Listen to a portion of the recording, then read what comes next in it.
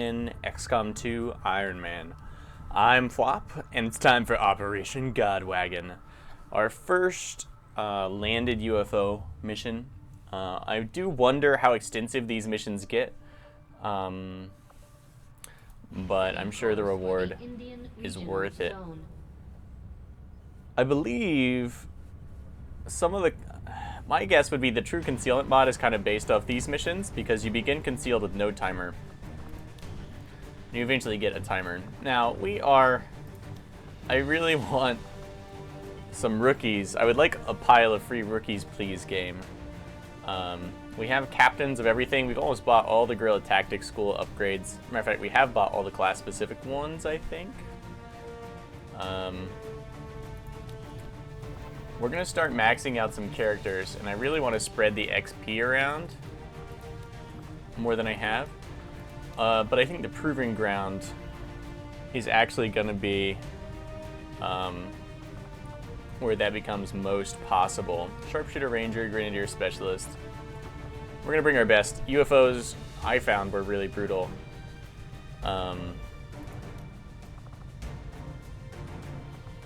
Two Grenadiers, I think, is a good idea. Two Sharpshooters, I think, is a bad idea. Rangers, probably... I would go with Specialists or Rangers. Probably Specialists for the safety and the heals.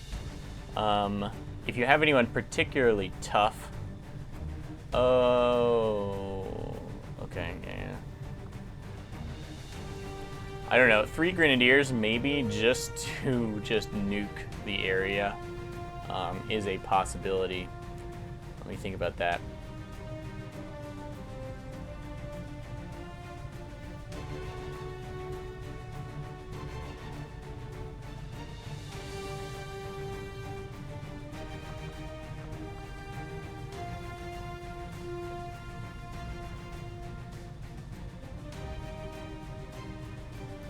Oh, we don't have plasma grenades yet. Those would probably rock our socks off.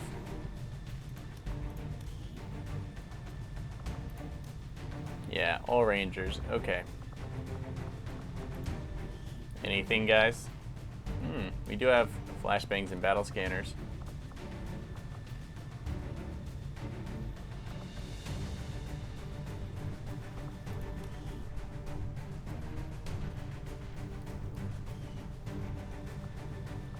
She's got the good attacks.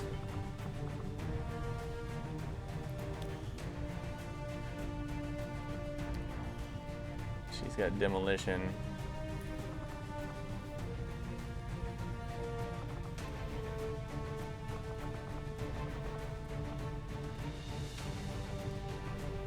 Our specialist. Sniper's got a smoke grenade.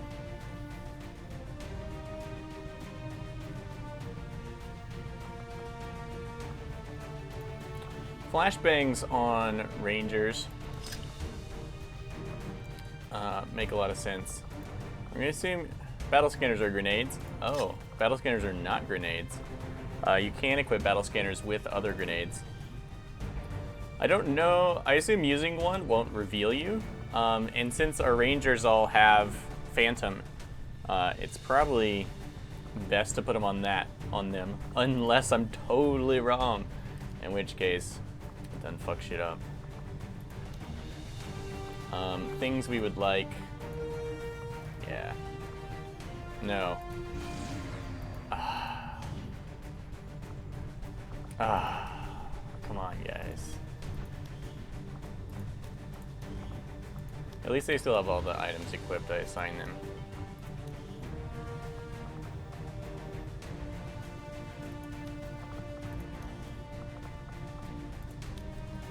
Okay.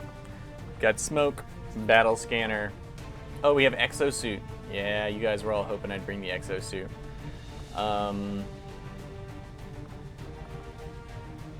Let's put on her. She's got the mind shield, so she's gonna be...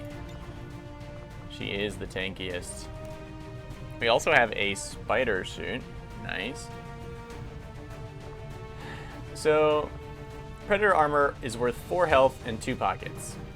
The exosuit, 5 health, 1 additional armor, and the addition of a heavy weapon slot, which we don't have anything we can put in there. The EXO armor suit gives our soldiers the power they need to handle heavy weapons, with the durability to match. And because human arms aren't strong enough, you can have some, I don't know, like industrial strength hedge trimmers attached. Oh, it looks like it comes with the rocket launcher base. Okay. We are building an experimental heavy weapon, which, you know, is going to be awesome. The rocket launcher, 4 to 7 damage, 1 clip size 1, range 27, which is huge, absolutely huge. Radius 4, which is 1 bigger than grenades, or as big as the grenades that the Grenadier shoots with the basic grenade launcher. Our Grenadiers are real badasses at this point as well. The rocket launcher requires both actions to fire, can only be used once per mission.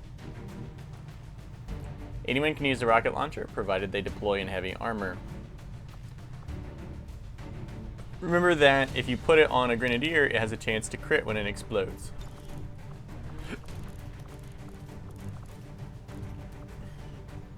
We do have some pretty sick weapons. We should not forget about those. And we have a spider suit. Really well suited, I think, to rangers and to snipers. On a UFO assault, I think our rangers probably need this most. Let's take a look. So, like I said, 4 health and 2 pockets versus 4 health, 1 mobility, and 20 dodge. Remember, dodge is a percentile chance, so that's a 20% chance to basically take half damage. Plus, we get the grapple ability. This armor mounts a grappling hook and cable on the left arm, permitting rapid elevation change and access to tactically advantageous positions. Now, this is so good because it lets you grapple for free. It's a free action. Perfect for snipers. It can let you grapple from your initial position up to height and still take a shot on the first round. Really, really powerful. The reason I'm favoring it for the ranger at this point is that this is an assault. We have a lot of time to repair our positions, which means put the sniper somewhere. And once you get inside the ship, things are going to get really hairy. But being able to grapple up to the top of the ship and run across it, because it is a small UFO, and drop down behind enemies could be a huge thing. So that extra mobility on our rangers to get into shotgun to the back positions. And because they have run and gun, the grapple makes that just incredibly versatile. So do it. Spider suit. Spider suit. Yes. Hot. Very hot. And you know what? I have gotten tired of these glasses. It's time.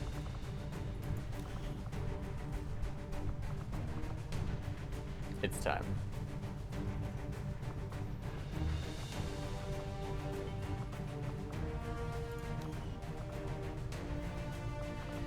And that hair's gotta go.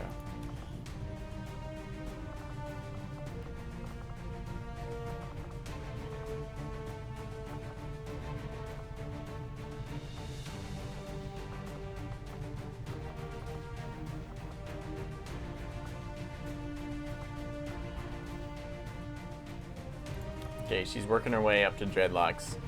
Corner is first. Okay, we do have mag weapons here, so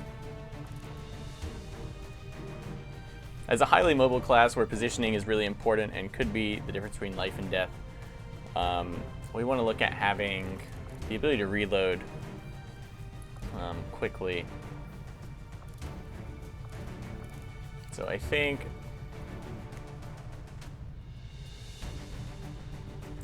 an advanced autoloader will help.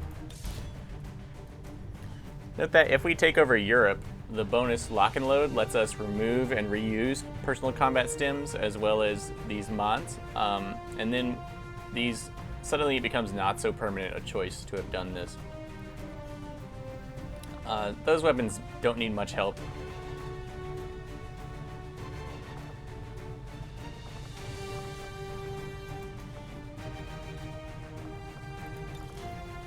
We're gonna do the same thing here.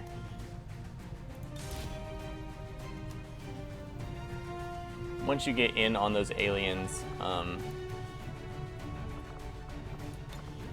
in here. Oops.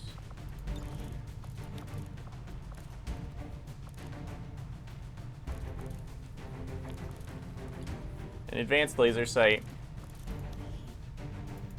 will be awesome. I like how they opened up all 4 mod slots on every weapon. I think it's totally a great idea. Tricked out weaponry. Okay, let's double check. We got our 2 cool armors. There are no...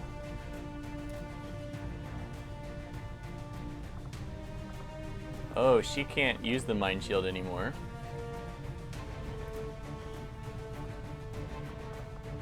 So let's put it on her. And you lost.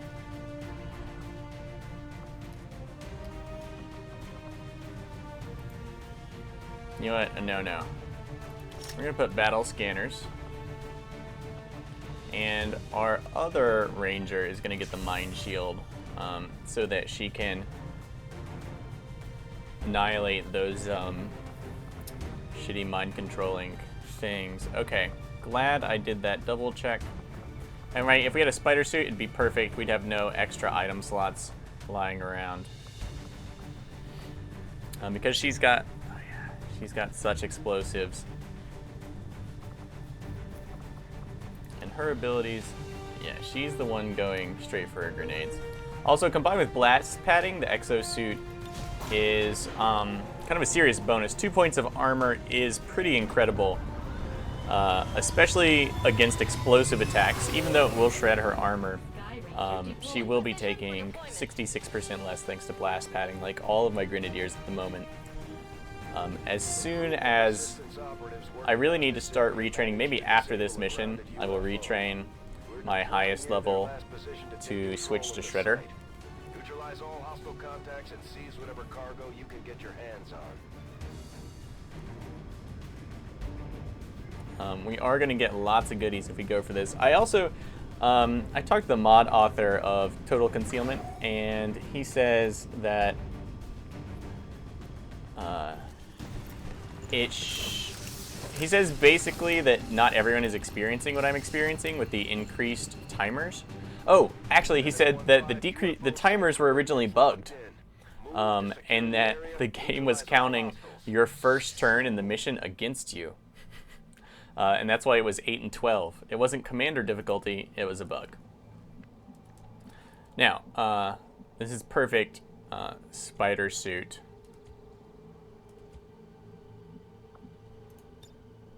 Alright, yeah. So check this out, guys. Look, this is, if you need to close in on someone, this is a free action. And we could really move in this particular area. And it's totally worth considering every time you move them what you can do with that grapple.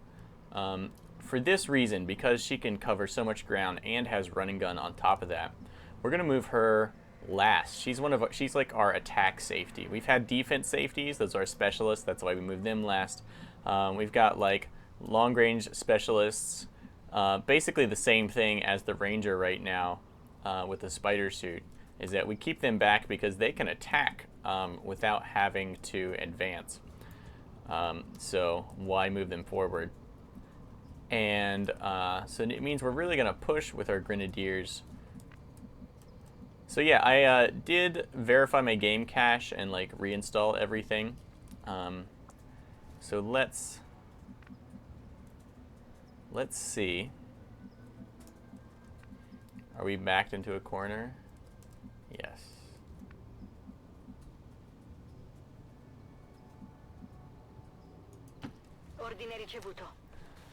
Let's see if true concealment... actually, it shouldn't make a difference on this mod. Oh, look, a shield bearer. Shield bearer, bear me a shield. And there is our UFO. Now, once we attack, we have to push hard into the UFO to disable its timer thing.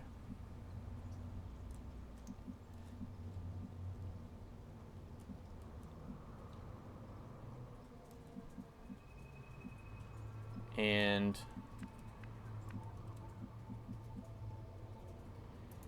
we don't want to engage this turn. Grappling up into cover is probably an absolutely outstanding idea, unless you're in concealment, in which case it is nice but not mandatory. However, we don't have to close much distance here, so we're going to play it easy. Okay, I don't think they can get up here. On my way. And there are things I need to know.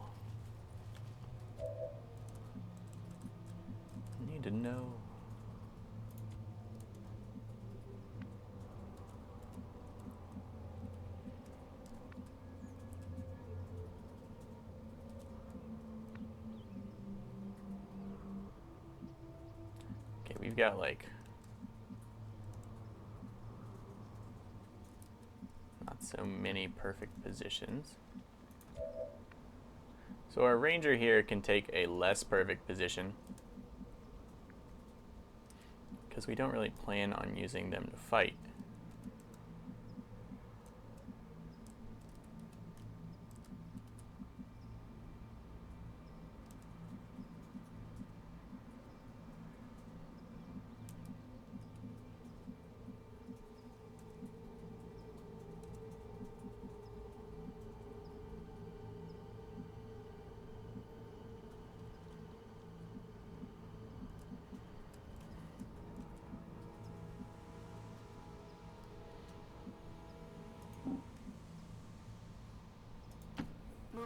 Let's play it extra safe. Not necessary, but good.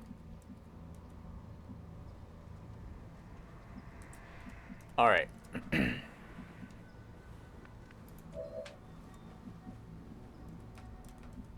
Here's our heavy cover. Raggiungo le coordinate.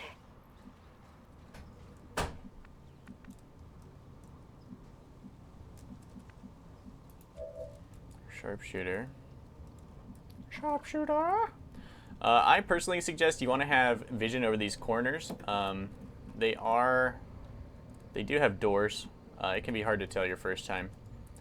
And this front, it's the best you're going to do with your sharpshooter until you take them like inside the ship, where you start needing to use the pistol. It's a good reason to have pistol specialty to begin with. But like this position is pretty optimal. Got it. Moving.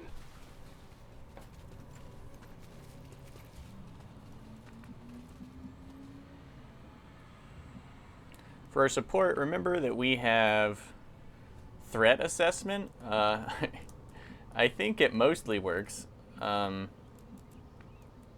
Maybe it's suppression that seems to be bugged.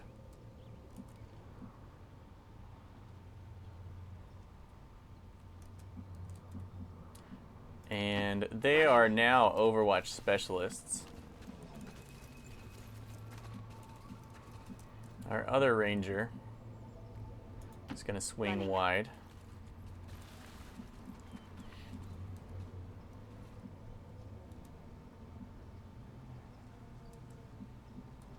And this heavy cover may not be a great... Oh. I don't know if that was a good idea. We'll see. That may have been a really poor idea. Nope. What I meant was that was a great idea. If they'd walked towards us, they could have revealed us, so that was just a dumb move on my part. Remember not to be like that. Now the shield bearer, landing a grenade initially, probably a really good idea. Chain shot, really good with height advantage.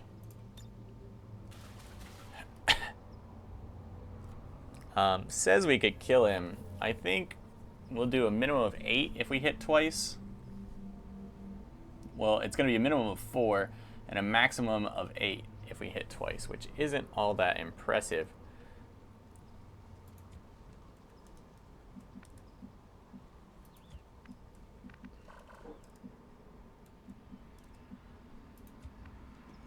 We want to save the rocket, but we don't want to skimp here.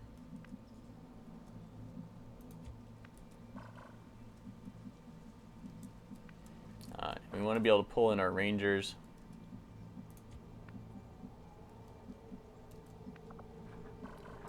So he's got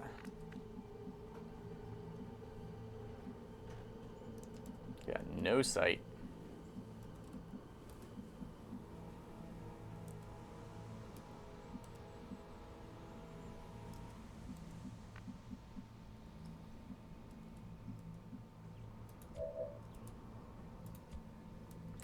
How to open up? I think we should open up with a grenade. An incendiary grenade would make short work of this crew, and then we can move on.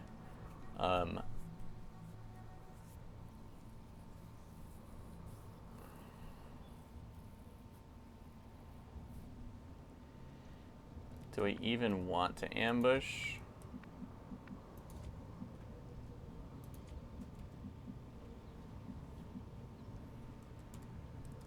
Well, I can position rather perfectly. Alright, let's keep our rangers working out to the sides to tell us what's up.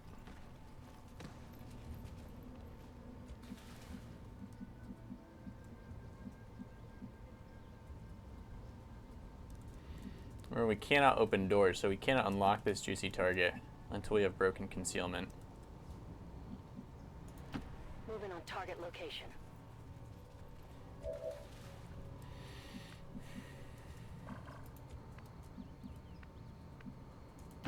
On the move.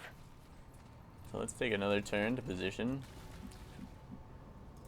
If these jackalopes are just gonna sit there.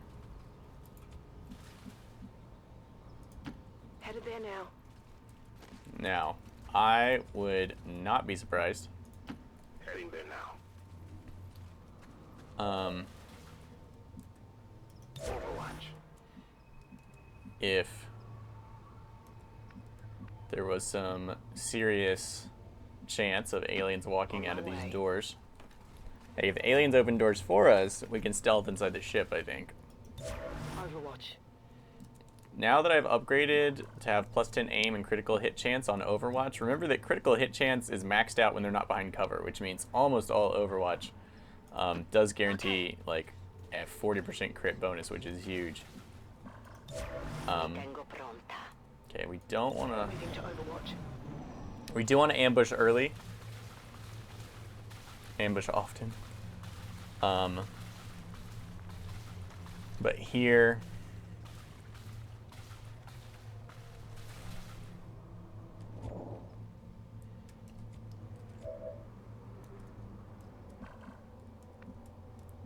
Okay. We've got our sniper in position. Let's lead off with our best. We're going to kill zone these guys. I'm going to try and include as much of the unknown parts of the map as I can. Lockdown confirmed. Our grenades are super long range. She's got 3 different explosives. We're just going to lead off with a standard frag, I think. Yeah, because we want to shred some of that armor. And we kind of want to... Let me make sure. Yeah, I can totally land it from this crappy but extensive cover.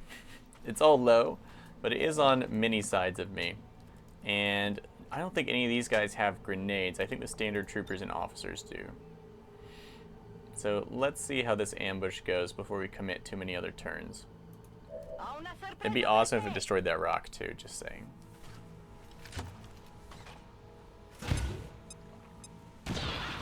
Yeah. We got a crit against the shield bearer, which is nice because it did 6 damage, it looks like. Remember, the shred, when you shred armor, that does reduce your damage by 1. That's 1 turn. Advent might be rolling out a heavy infantry armor system. Looks pretty tough. Okay, there's 1 shot. Someone else? Okay, the sectoid and Lancer are frozen in space. And dead. Thank you, Killzone. Oh god. Oh god, the weapon bouncing around. Alright, the shield bearer is the only one left. He's probably not that much of a pain alone. And no timer ticked on. Maybe opening the door triggers the timer? Perhaps I did too much at once. Chain shot. 29% chance.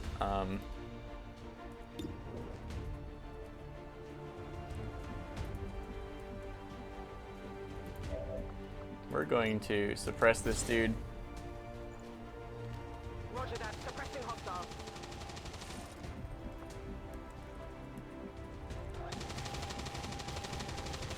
He shouldn't really be hard to deal with.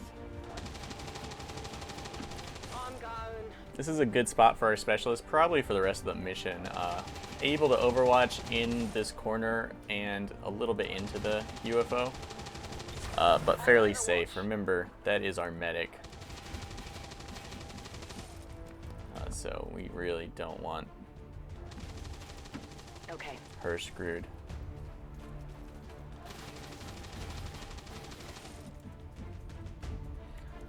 It looks like they only reveal you if they flank you on their turn. Oh. I thought we could get behind this. Apparently not.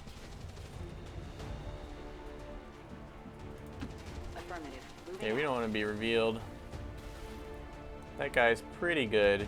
Definitely on lockdown. On the move. One of these missions I encountered some serious turrets. Happens. Taking a look around.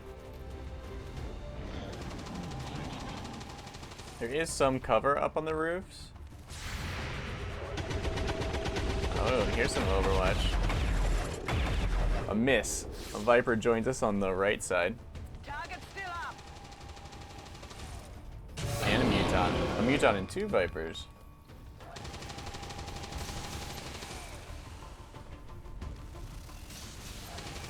Okay, the doors are open. This guy risks it and pays with his life. I'm really curious if that uses up one of our ammo. Because suppression's kind of ammo heavy anyway, and that would kind of stop us from... We just picked up an outbound signal coming from the So I think as UFO. soon as the door is opened... You need to get inside that ship and shut down the signal. before they send out Pleasantly, all 3 suppression, F-bombs. if you take your Overwatch shot or not, the reaction fire doesn't cost you any ammo. That's basically what I'm trying to say. There's one alien that can see us. We can see it too. Just say an alien. Catching everything on fire is going to be a great idea, I think. Mutons, I suppose, could be resistant.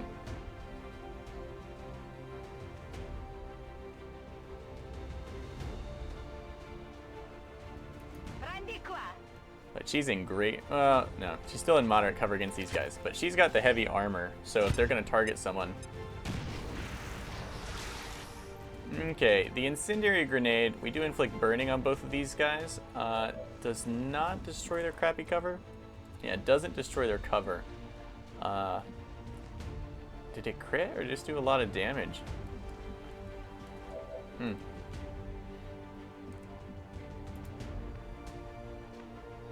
Note that you can give threat assessment to yourself, basically giving you the covering fire perk that you know, opted out of in favor of the threat assessment perk. So temporarily you can have exactly what you gave up to have something else awesome for other people. I don't know, it's just good.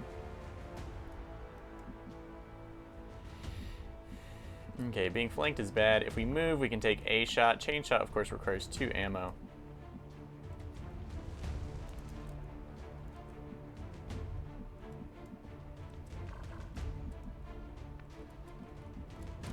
If we wipe out this crew, having a stealthy with these guys on fire, I don't know that we really need much help wrapping up this squad. If we don't move, we can pistol the crap out of her. She's burning. We only have to hit her once. Let's take this shot. It may kill. Grazed. On the margins. Burning can do up to 3 damage, but that is not guaranteed. We are out of ammo. We're going to take our quick draw shot. And then Shot failed to he is going to drop down to a safer position.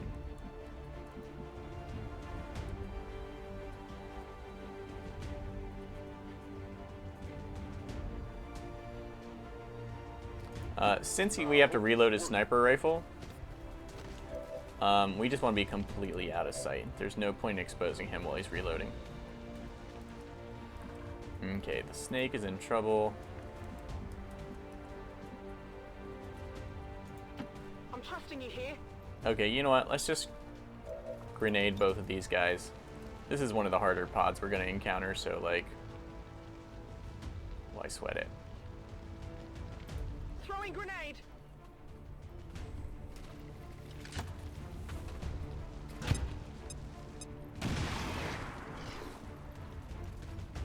Loot destroyed. No!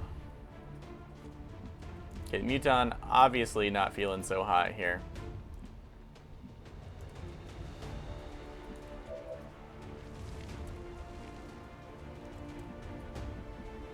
Or feeling too hot. I think this is a flanking position. I'm not sure. This cactus may be up in our flanking way. The Muton. Let's check this out. Okay, our ranger.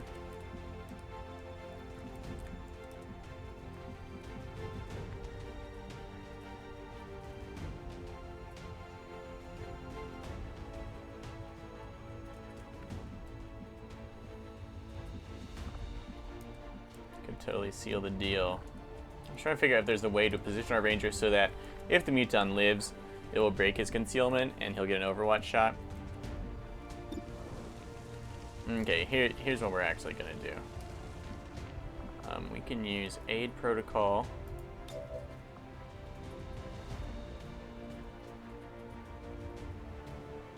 To give her an overwatch shot.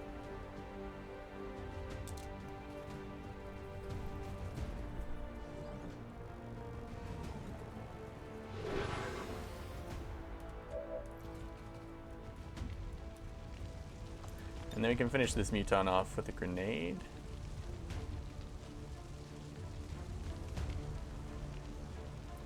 Yeah, we do not screw around with Mutons, and this is the point in the game. So we should have an overwatch. Our medic may get grappled. We do have 2 rangers moving in on this open beacon.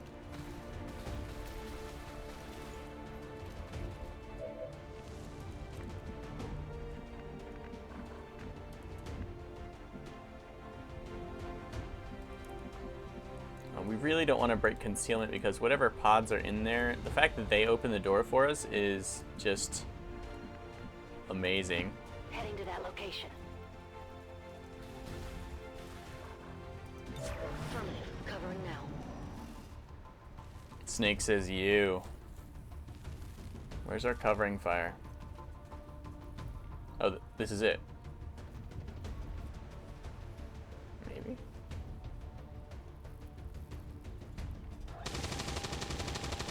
Okay. We did get covering fire. Not good. Okay, the fact that it grabbed our medic is bad. She's got plenty of health. And of course, being the only character, Vipers are great when you're the only character or they're the only character. Great for you when you outnumber them and they're kind of trapped there.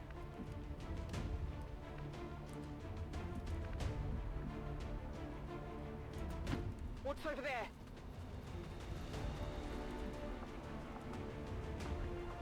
Oh, that was our ammo. Okay, this ranger is definitely gonna have to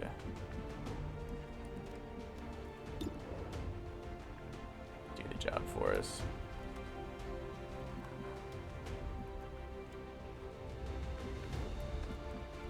Got 5 turns.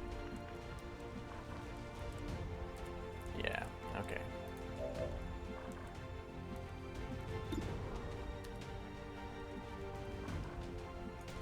We're gonna move up. We do have Implacable. Good job, you saw me. Ruh-roh. If we score the kill, we have a 100% chance to hit. 6 damage graze. Enough to force it to let go, which is gonna mean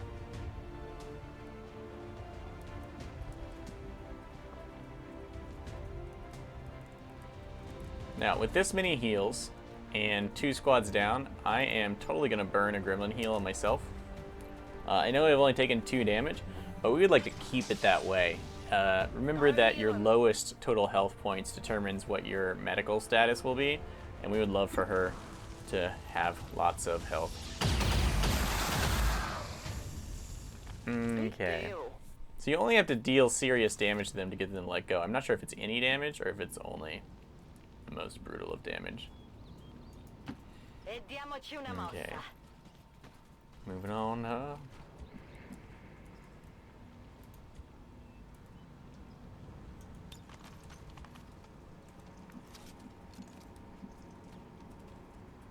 Ready to rock.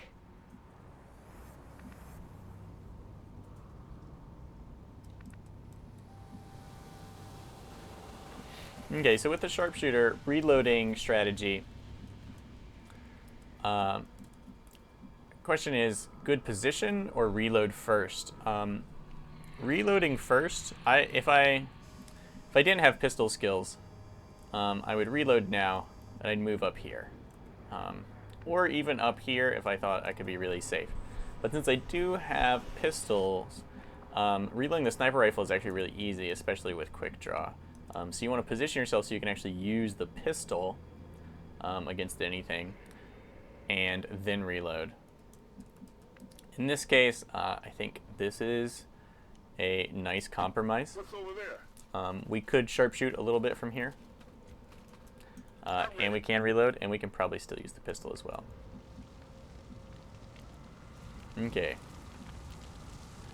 We need to get in here, and if we can turn off this console with our ranger safely, that would be absolutely the best. Or at least get in a decent position. I can't really afford to waste her ammo. Let's just get her close in. Remember, the rocket launcher takes 2 shots. Okay, aid protocol. Very important to keep an eye on this timer when you're going into close quarters combat, because it may be the only cover your character gets. Okay, note that we certainly not neutralized all enemies. Closing on target position now. Okay, that's a window.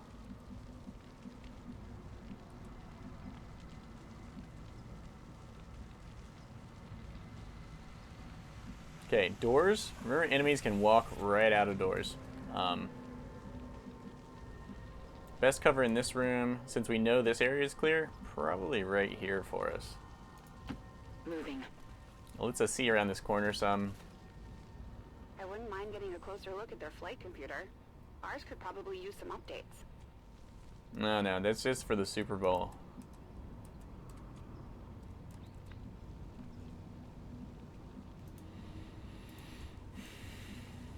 Okay, getting your rangers in close is good.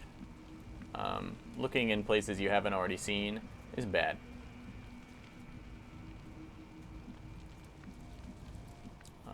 think this is the best compromise. Moving to position. We can get up on that roof.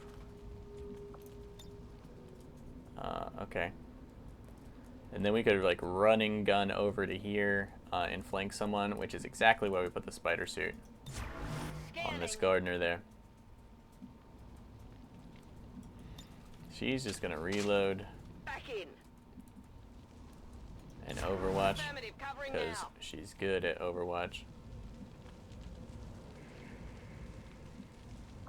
Okay, note the rocket radius is no small beans. If we're gonna fire one, it'd be nice to be able to launch it through there and down here. Obviously we can't fire it now. I thought it said two. I thought it said 2 actions, but maybe not. Maybe not.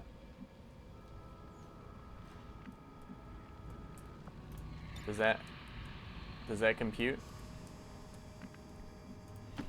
Okay, I'd love to use a battle scanner. I think it can detect through walls. So let's do it.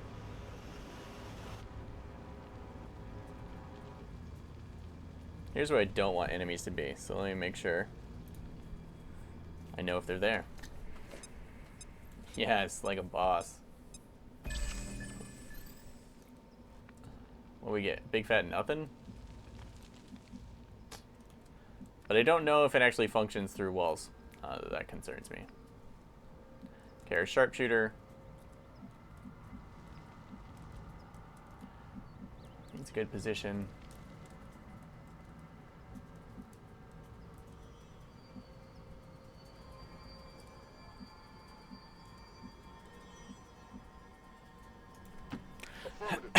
That's the one I got. Oops, forgot I didn't want to waste ammo. Okay, we got 3 turns.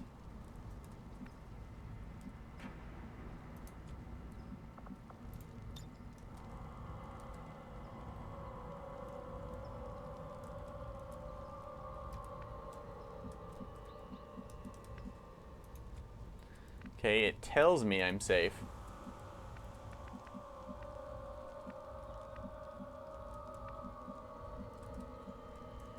But I don't believe it. So let's go in.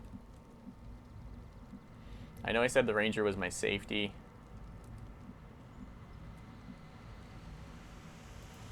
On the move. See if the scanner lied to me. Menace 1-5, that's the distress beacon. Move in and disable it before the aliens get a bead on the UFO. We do have aid protocol up, which is why I don't mind being so ballsy. Heading out. I'm gonna move right here. The power supply on this ship is likely to be a newer variation of the Illyrium core driving the Avengers systems. Nice.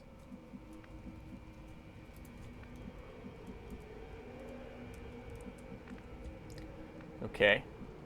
Since we don't seem to be experiencing hostile contact at the moment, let's adjust a bit. I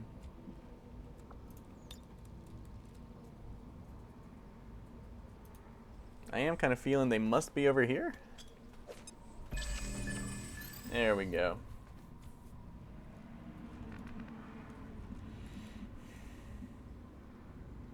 Okay.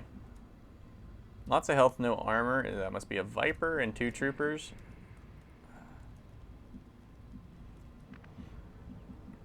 I don't really want to blow up huge swaths of the ship.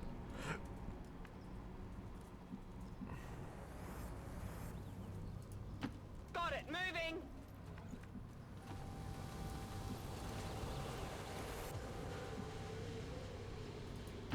Let's move him up where we might be able to pistol. Good copy. Moving on target. Let's move her up. I have eyes on the enemy. No, it's a captain. Affirmative. Okay, Covering that's now. fine. Now they probably have grenades.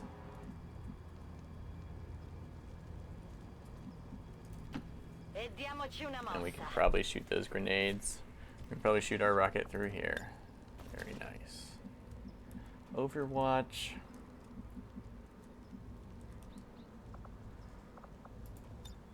Demolition only costs 2 ammo. Monto la guardia. We should still have concealment from these guys. Hacking the workstation will not end our turn. Specialist. I hope it's worth it.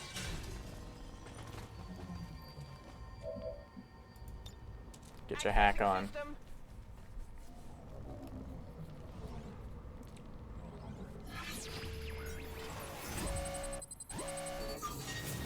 Alright, research time on the current tech reduced by 50%, delays the current dark event projects by 2 weeks. Ooh, that would be awesome. Research time. What are we researching?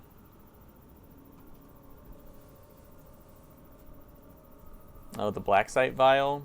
It's only going to be a couple days. It's only a 6-day research to begin with. So let's shoot for the moon. Oh! It's okay. Got it. When you're going to hack a workstation or disable UFO or something, I guess it's worth keeping in mind you might get a 50% research bonus. It is a bit hard to. Okay, so I think that means they got a little antsy right there. I'm on it. She's got 2 moves. Let's move on in. Moving to Overwatch. Arrivo.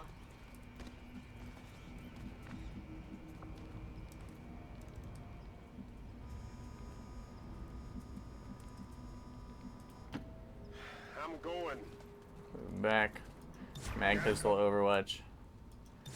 Regular Overwatch. Heading out. Our concealed ranger moving in for the flank.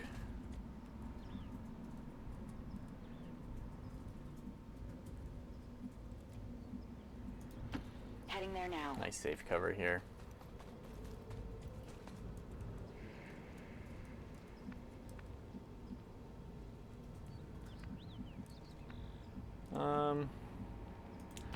Chance of scoring an Overwatch shot from here. Not the worst. Got it covered. Better than 0. Yeah, so it definitely drew their attention. I think this is them opening doors. It's probably them suffering reaction fire.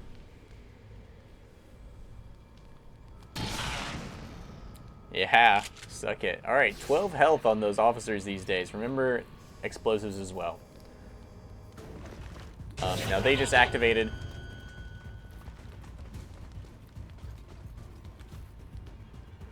The stun lancers have not yet caught up.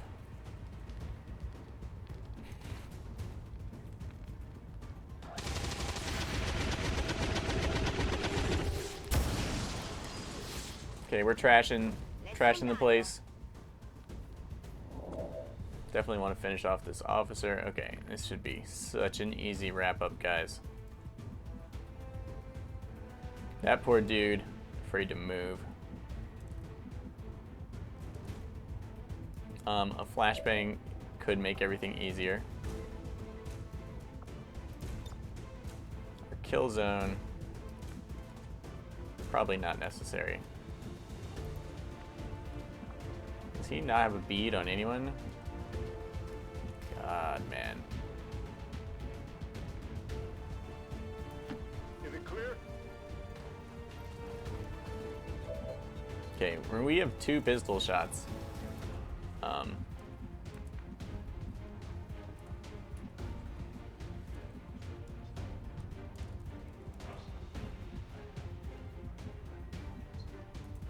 If you say so. Okay, here. We can suppress this guy. Which will hollow target him.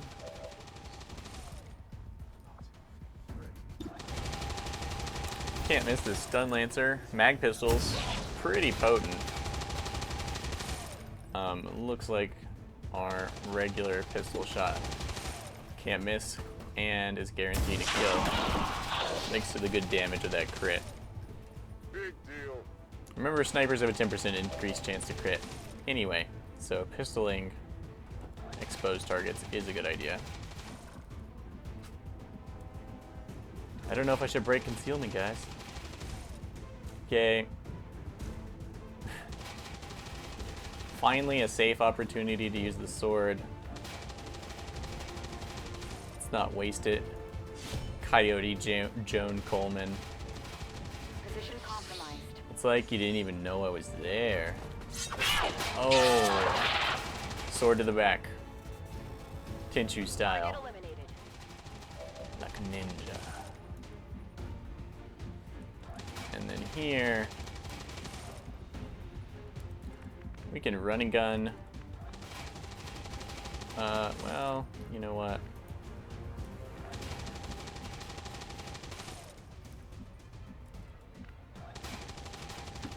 Alright, all guys. Our specialist, I think the gremlin opened the door for us. I kind of like that. 98% chance to hit. Remember to feed your specialists some XP because they do lag behind the other classes, I think. Status confirmed. Mission accomplished. Alright, Operation Wagon. Good success. We took 2 damage.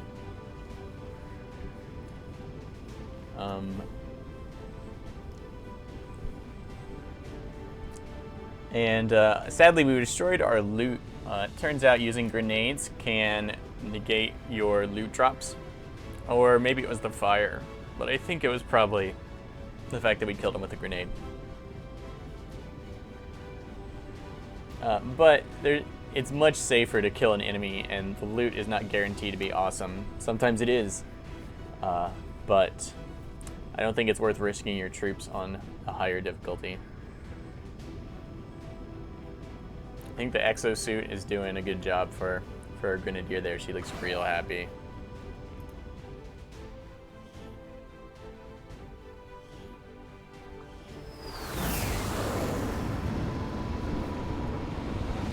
So, what sweet rewards do we get for this? That wasn't too bad. The mission goes this smoothly. It's only a matter of time before we regain control of the planet. Alright, we get our choice between Ever Vigilant and Guardian now on the specialists. This is an interesting one. Ever Vigilant, if you spend all your actions on moves, you're granted automatic overwatch shot at the end of the turn. So it's like run and overwatch, or dash and watch or something. Basically, that's not bad. If your specialists always lag behind and you need to like dash them into position, it'll give them free overwatch, which is nice because it's fairly often you need to dash someone to catch up with the group. Could be really good for rooftops where you're like, oh, I need to dash into that rooftop corner, and it would be nice if I had some firepower when I got there. However, Guardian says with every successful overwatch shot, there is a 50% chance that another shot will be taken. Now, that's kind of a gamble. 50% chance that another shot will be taken, and it has to be successful overwatch. Those are kind of strict rules. But this can stack with itself. So the extra overwatch that you get from it can give you another chance at overwatch. And you can just kind of stack it up. When you look at the two, I think Guardian is better, partly because Ever Vigilant requires you to do nothing but move, and your specialists have so many things they can do that aren't moving that I would rarely be using Ever Vigilant, since specialists are just too useful to do other stuff. So partly Guardian's just, you know, more useful than the alternative. It's better than the alternative. But also, if you think about Guardian, that's really strong. A 50% chance at an extra attack. How many 50% chances do we take in this game? And the rewards aren't a bonus attack. You could potentially gun down like a huge squad of people. Plus, remember, Overwatch is kind of what these guys are good at. They get 10 aim on Overwatch and can crit, which means that you could do a total buttload of damage. Even if you just get one extra attack, it might be a kill. Plus, this means that weapon mods like the repeater actually get more chances to trigger than normal. That chance to automatically kill. So I'm gonna go with Guardian is superior in both of the ways that count. One is the alternative isn't nearly as useful. It just won't be used that often. And two is that it's actually quite a good perk all on its own, in its own right. Ever Vigilant, however, is probably amazing when given out by the Advanced Warfare Center. I imagine it would be really sick. So, I'm gonna go with Guardian, and we're gonna pray that some cool, like, a Ranger with Ever Vigilant would be amazing, because Shotgun Overwatch, when you're dashing, you're always in concealment and afraid you're gonna break concealment. And then, if nothing, oh yeah, it's so good. Alright, Sophia Knockout Rizzo. She is our demolitionist, so we're going to go heavy ordnance. And we're going to pay careful attention to how this works, because it should give us 2 of our specialty grenades, which will be awesome. And she will be holding down the fort when it comes to explosives. And here we have our choice: Phantom, Shadow Step, Run and Gun, or Conceal. I think Run and Gun. In the thing about Conceal, probably in Legend difficulty, your first 1 or 2 you might consider Conceal. Even though Run and Gun is fantastic, and Conceal can only be used once a mission, Conceal is, if you have a small squad size, Conceal lets you use your Ranger in a fight and then have Concealment again in the mission. It's so important to crush that first squad, and in Legend that could be a toss-up if you only have 4 or 5 troops. As to whether you can just leave your Ranger out of the fight so that they can remain concealed.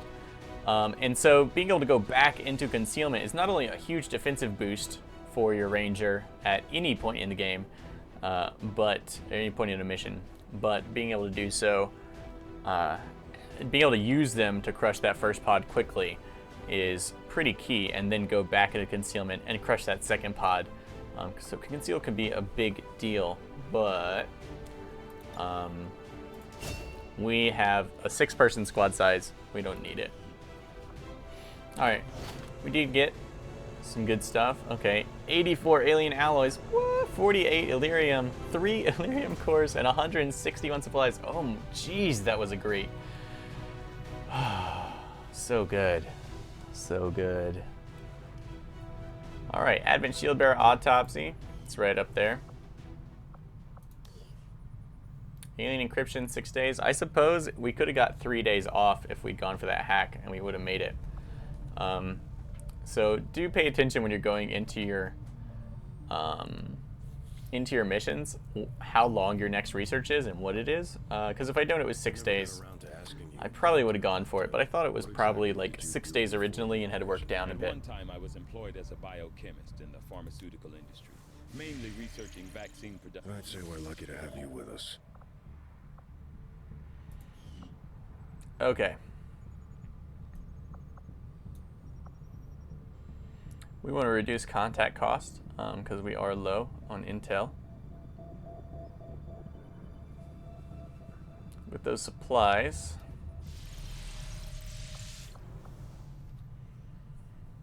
I do want to start building a lab. We have a good deal of power.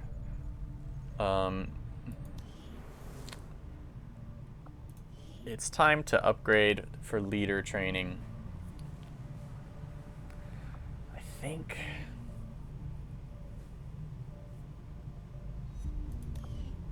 that's a whole realm of combat power. Although our force on the ground really isn't that bad. Okay, let's...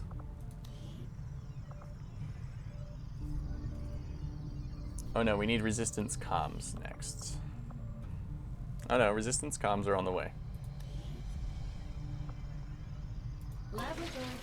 Lab time then.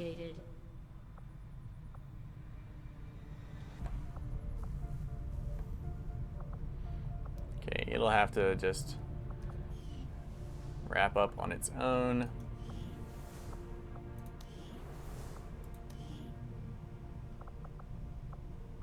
It's about time to go with Stay With Me. You want to do that sooner rather than later. Skulljack's coming out. Okay, let's reduce contact costs. We are low on intel, and I think this is an intel reducing, yeah, intel bonus. Next region, contact costs reduced by 50%. Okay.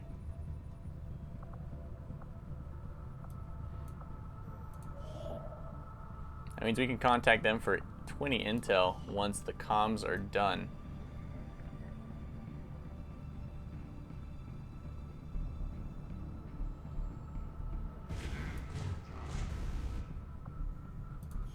Okay, that dark event definitely happened.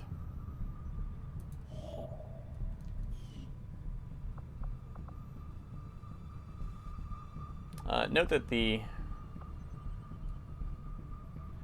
first couple of radio relays you build are going to be there for most of the game, so it can really be worth it to build them, even if it doesn't, just because they will be there for many supply drops in the future. Alright, the Skulljack is complete. And Skull Mining is a new Proving Grounds project, which we can gain intel from our enemies and perhaps grant access to hidden alien facilities that we can sabotage. And it will increase the hack of any soldier carrying one. So yet another Proving Ground project, of which there are so many that I want. Skull Mining. 5 days, 1 Illyrium core, 38 supplies. Because it's half.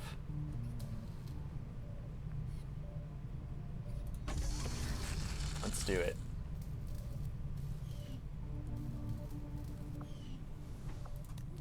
So Skull Mining is going to improve our Skulljack, of which we now have one.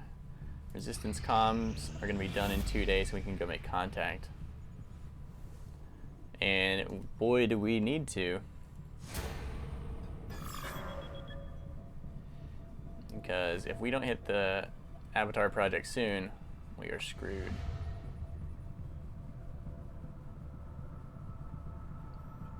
Is there anything we desperately need to start work on? Because we are pretty flush with supplies.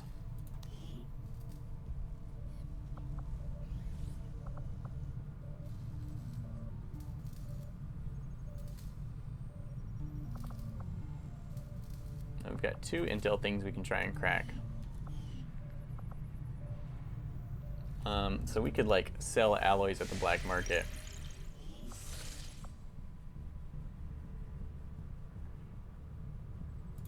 Let's wait for resistance comms to finish. Communications facility now operational. Okay, we have 1 contact. How much contact can we get out of this 1 facility? Because we might need to upgrade it really soon. 2 more contacts. Okay, so we can get total, well, we can get 2 additional contacts, which will give us 3 more. 1, 2, 3. Just enough to strike that facility just by assigning an engineer. We want to get a jump on this because, as you can see, the Avatar project is really getting close. First, on our way, let's stop at the black market. We're going to leave these supplies, unfortunately. We may be able to come back and catch up on them. Market is open. They want our sectoid corpses. You can have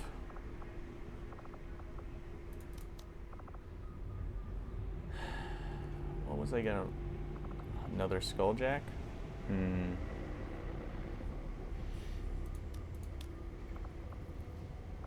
Alien alloy's not worth too much. Illyrium crystal's worth quite a lot. The Advent data pad, okay. We can look at the, is worth 42. That's worth the most we have. The alien data cache is worth even more. So we do have intel here. I really like how the intel has to come from mostly comes from capturing actual things like Commander, I VIPs, data appreciate pads. you recruiting new staff for the engineering team, but as it stands, we have people still waiting for an assignment. We can have them working on construction, excavation, or staffing a facility.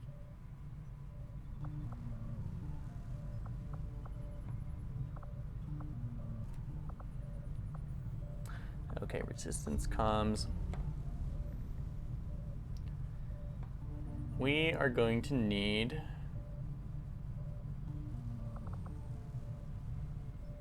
Okay, having this lab sooner would be great. We're going to need to staff resistance comms in a bit, but probably these engineers will be cleared up before that. Then we can have one working here. Oh yeah, we should be good. Let's look at Commander. what we need, absolutely need to build. Gauss rifle and the mag cannon, that's 300 supplies right there. Our next supply drop is in 2 days, and it's 270.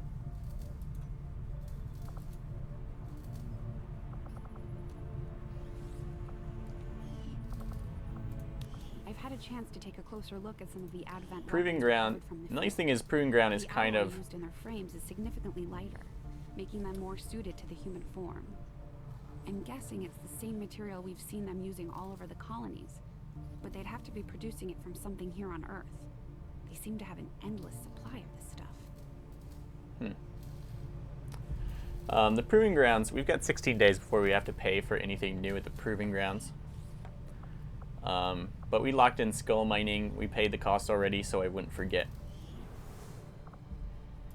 So we're looking at 300. We have like no PCSs. I wouldn't mind any of these, but I don't need them just yet. What can I do for you, Commander? Build facilities. It's a shame it won't tell you how much they cost. I think it's 125 for workshops, so that's 425. And then I really want to upgrade the Guerrilla Tactics School. So that's 550 supplies that I want to spend, like right now. Market is open.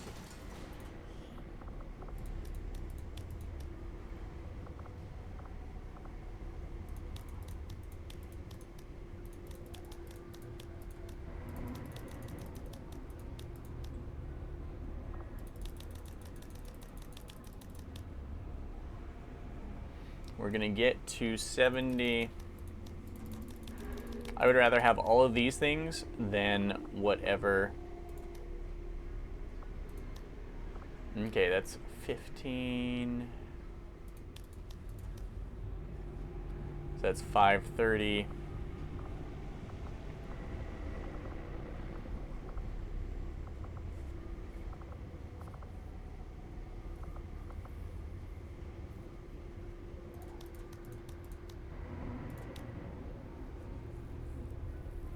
$45.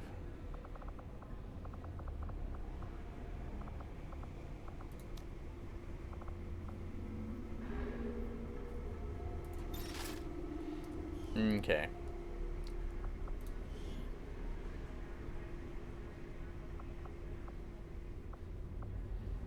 PCSs, maybe it's, oh, a superior speed one's pretty sweet. Of course, we need our intel so badly.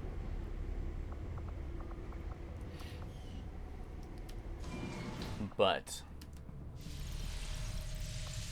okay, so that is what we need to buy everything. New orders, Commander? Let's get the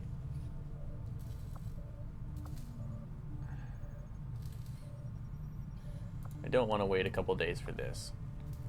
Let's get the mag cannons first. And let's sell a little bit more, just so we can immediately have those better sniper rifles. We need 6.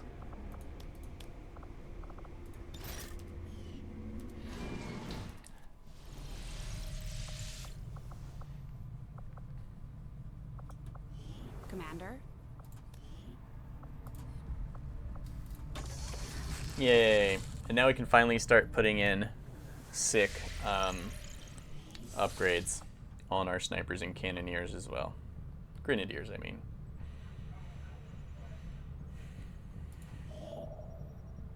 Okay, remember to utilize all the resources at your disposal. Communications capacity. We can't establish any new contacts until we upgrade our systems.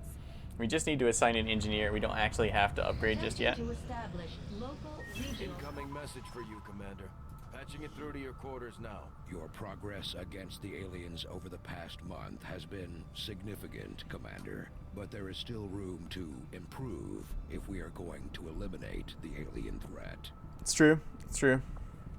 Aliens did a number on us this month strategically. Oh, annoying. Okay, they are... It's going to be a tough month.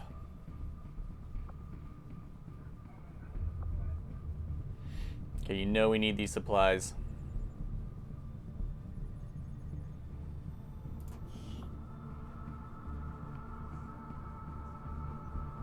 Avenger plotting new course. Got started over there.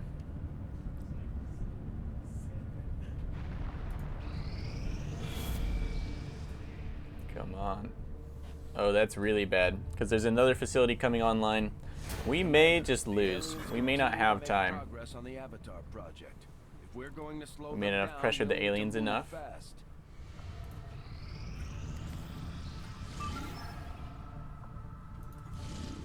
The Resistance Council has a high priority mission for us. Operation Foolish King. Extract Dr. Philip Weber. Engineer. Yeah, so I am Dr. Philip Weber. My name is Philip Weber. And we get 114 intel for extracting me from VIP. Now, previously I was available at XCOM HQ for supplies, but apparently the opportunity to smuggle me out has gotten a little more critical and a little more dangerous. So the next mission, which I will be running immediately after this one, just a 5-minute break to cut the feed and change the episode number, is going to be coming up right now. So if you're watching, feel free to stay. If you enjoyed the video, then give it a thumbs up. And if you want to catch more of me live streaming later, then feel free to subscribe. But until 5 minutes from now, hold your horses. We'll be there.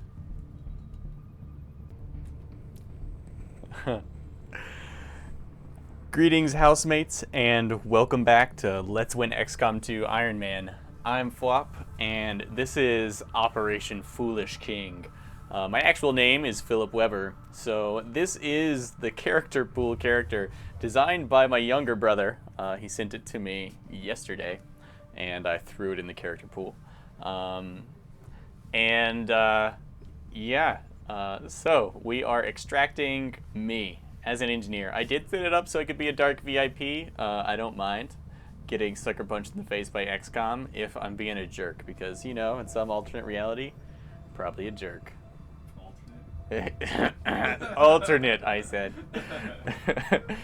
Lethe is here, watching over my shoulder. Or perhaps not. And we desperately need the intel. Extracting VIP would be awesome. Apparently I hold some knowledge of alien engineering. Notably, I was available at HQ, but I chose not to pick me up because I'm so expensive. But now I'm a cheap date. All you have to do is extract me from the center of a hostile city center. So this is one of the reasons why you might want to make a lot of custom characters, and you might want to include yourself or people you know, is because I'm a lot more excited about this mission just because it's me. It you know, it makes a big difference in the enjoyment of the game. Also, come on, Operation Foolish King, and here I am on my YouTube channel broadcasting an extraction mission on myself. Let's hope I'm good. Jeez, I hope I'm not bad. Totally worth it, guys. Totally worth it. A little bit of customization can go a long way. I think the game definitely favors your character pool characters. For use in the field if we're going to make any progress towards our current objective. All right. Skulljack. Everyone is healed up. Nice. We don't want to take any risks with myself. Just saying.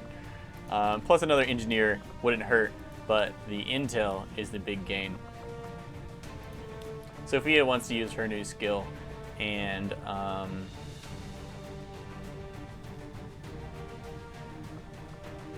one ranger will do. I don't know how much concealment we're gonna have, but it might be a good time for Lexi Kintier. Let's see.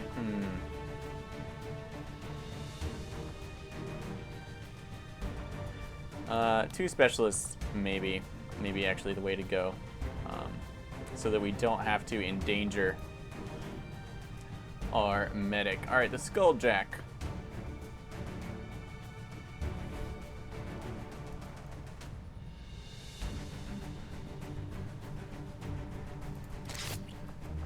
Sure, we'll take it. I want a better Gremlin. You've got battle scanners. So they don't throw the battle, or they throw the battle scanner, which is starting to make me suspect that you can't actually use any grenade launchers because we can carry it instead of a grenade. Matter of fact, I suppose there's kind of an easier way to find out. Yeah, okay, so the battle scanner does not count as a grenade, and does not benefit from the increased radius and range of the advanced grenade launcher. Now, note that we have heavy ordnance here. Oh, and we've got all this jazz. Okay, we've got repeater ×2, not really worth anything. Autoloader is pretty sick on our... Yes, Encore. Of course you want an autoloader. 1 free reload per mission. I will take it. You know what? That's fine with me. The repeater, 5% chance to instant kill anything. Not really interested. I'd rather sell it sometime later. We want to make utility items available, because I know some people got some stashed away. Mine shield. The sniper isn't really the one who needs it. Let's swap here. And we've got a full loadout of stuff. If I had some nanoscale vests, which I could create using some advent corpses and supplies that I don't have, I would feel free to bring that. We will have a plasma grenade coming up, probably even better than on her than this. Heavy rocket. And we're just kind of wishing, I do wish I had some rookies, but I think we are ready to go with our squad of mopey badasses. You know, I've been meaning to actually change his voice.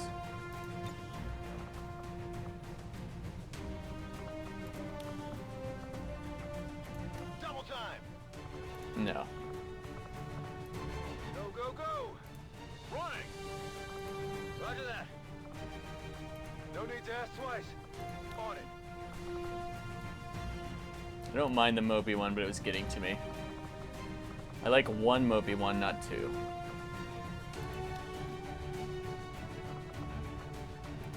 I think her voice also.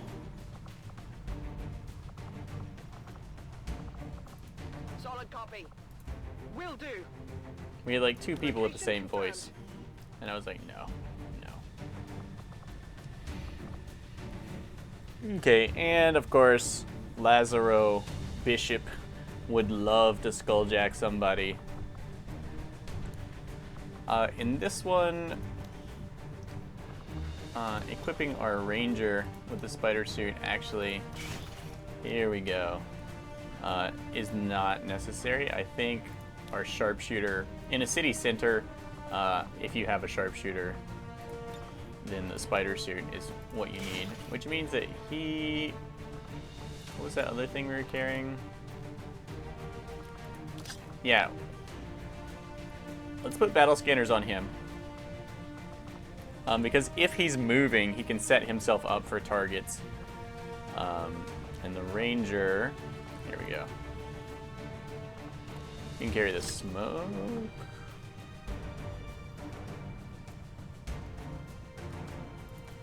No, I have that bass backwards.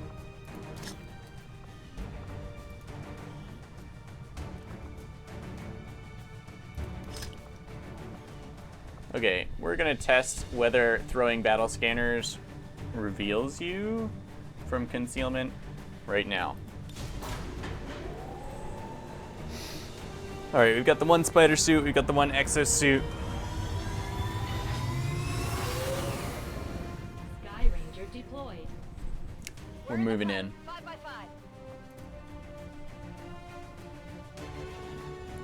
The Resistance is asking for our help in extracting a VIP who has been providing reconnaissance data in this area. We've got the coordinates, but it's likely we'll have to clear out a contingent of hostile forces to make this work. Okay, so since I verified my game cache, reinstalled all the mods, let's see if my turn counter is accurate. Because it's supposed to be reduced thanks to the True Concealment mod. Then again, actually, there's a pretty high chance that this mission won't allow for concealment of the squad at the beginning anyway.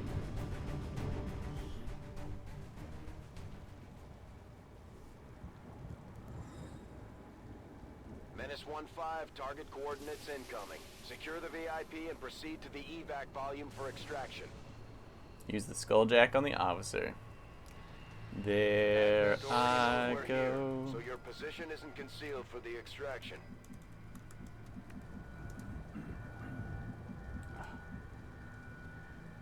There we have me.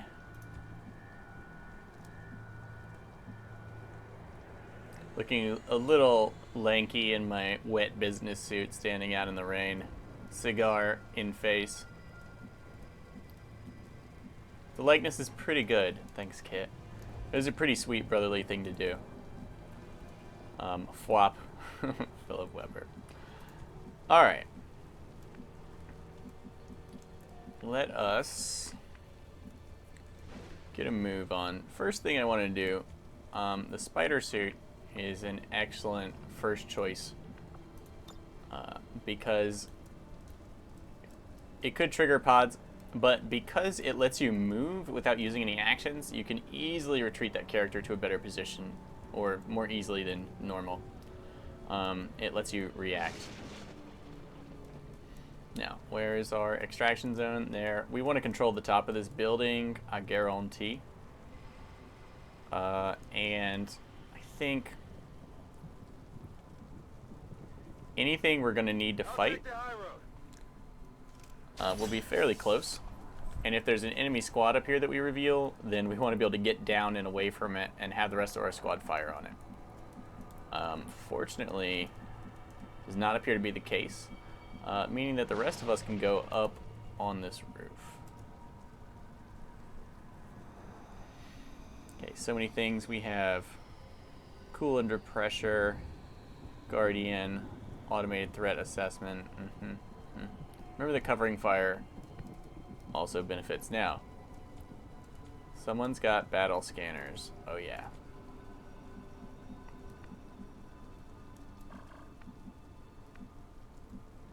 Running gun and roofs are a great combination.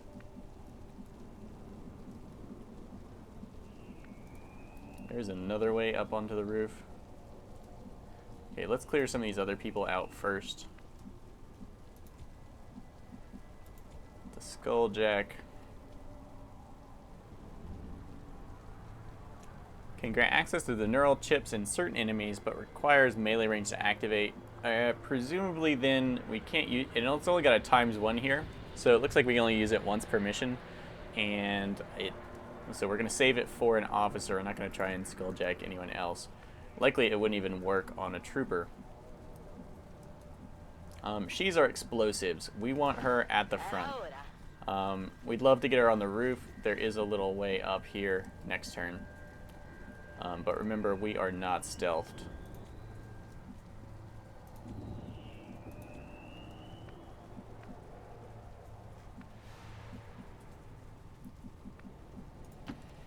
Also remember, no one has actually walked up this pole before, so there could be enemies behind us. Doesn't appear to be the case.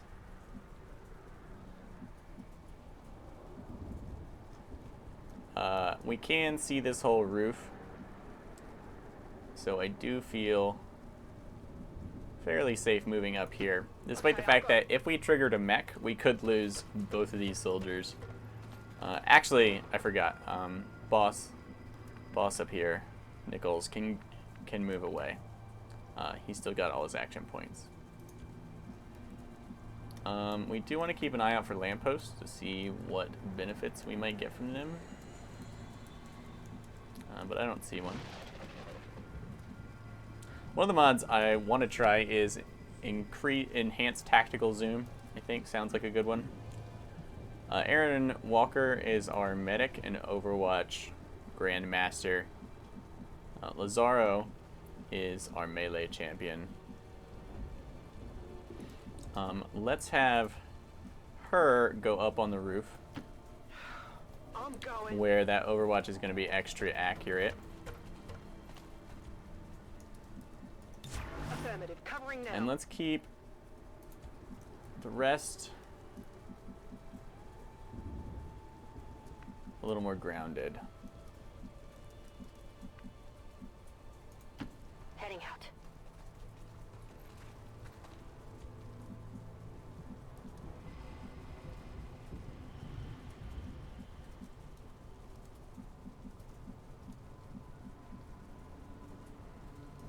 Okay, wouldn't mind scouting out the top of this roof. Hostile forces spotted. Oh, looks like inside that building, there's some baddies. Muton, shield bearer. Oh, we could totally covering fire that, but I think covering fire is best saved not for a potential ambush. Also, we really need to get some grenades on that group.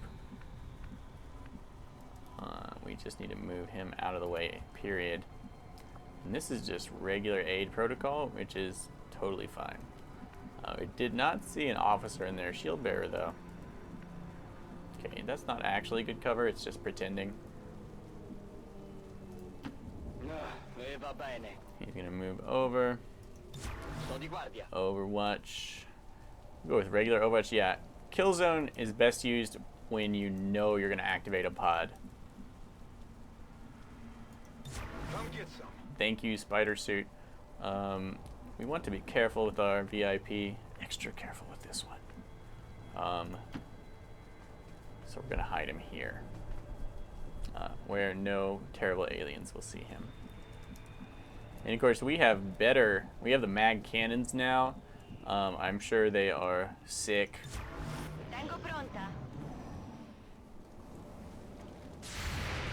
And let the Overwatch begin. We could have gone with Killzone, but there was no guarantee. Ooh, 8 damage. Thank you. Deflection. Gauss rifle. I think that's the Gauss rifle. And that Muton is not looking happy. Does not matter how much armor you got, brah. Say hello to my big ass friend. We missed, but you can see this Overwatch is very likely to hit. Oh, not this time. And he does not piss off our brutal Guardian Overwatch medic up here, who is right, even as we speak, brewing it. Killzone, this is a good time for Killzone. If we had an autoloader, see, this is why having an expanded magazine would be better. If you had an autoloader, you would be like, oh, I wish I had all my clips here. Maybe I'll reload. But then you get a free reload that only gave you 1 ammo. With the expanded magazine, it's way better.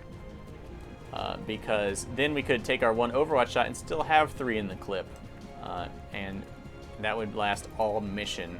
Just because you'll be empty as often as you use Killzone, you will be emptying your magazine all the time. Okay. I don't think we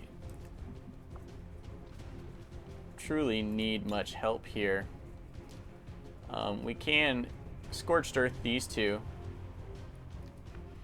but I think we can just take out that Muton.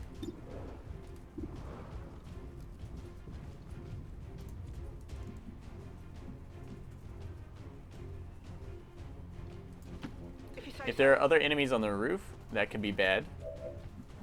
But the good news about that is we would be able to drop a grenade underneath them and destroy them. So let's move everyone into position so that we know we're not initiating,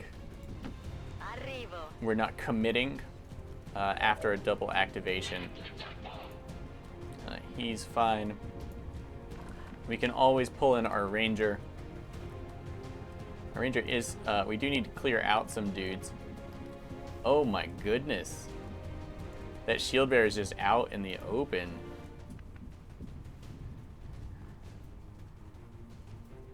Okay, explosive attacks. These guys are pretty far away and that Muton is going to be dead, right? Right? 44% chance to hit, but we will apply hollow targeting. We could suppress the Muton, but I think that's kind of a waste of our ammo. As if we put hollow targeting on him, he's dead. And she doesn't have anyone else to attack. He's not worth a grenade. Chain shot's a really bad option with a low chance to hit like this. And hey, if we'd hit him, it might have worked.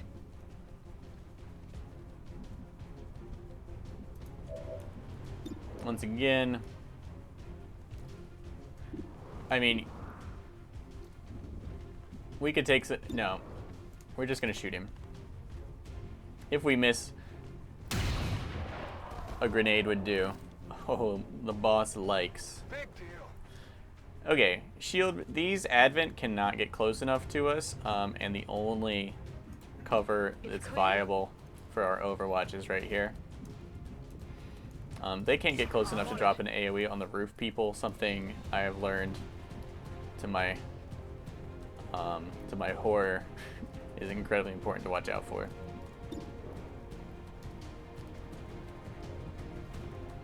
Okay, Phwop, sit tight. I got you, buddy.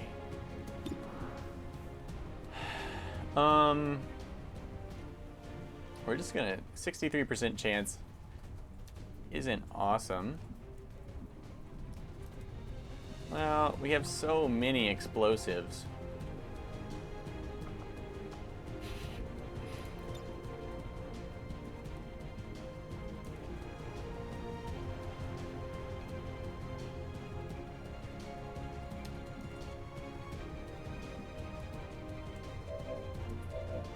Yeah.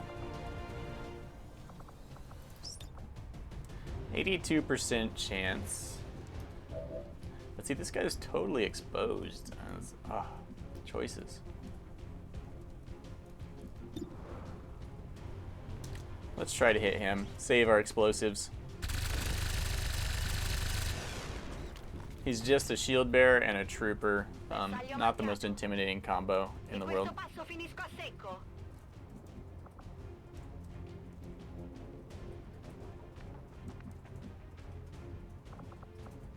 We're gonna hit it and throw aid protocol.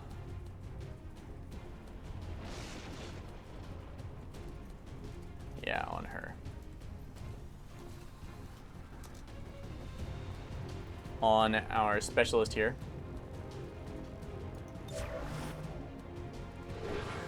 Because for one, she's on Overwatch and that could all be ruined. We're going to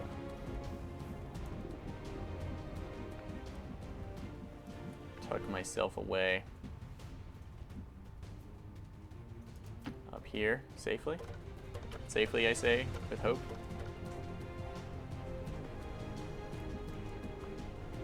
And I'm gonna hunker because I'm scared for my life.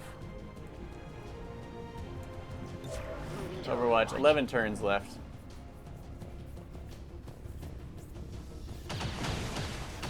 Gonna take pot shots. The shield bearer, let's see, I'm not sure how aggressive they are. Oh, not as aggressive.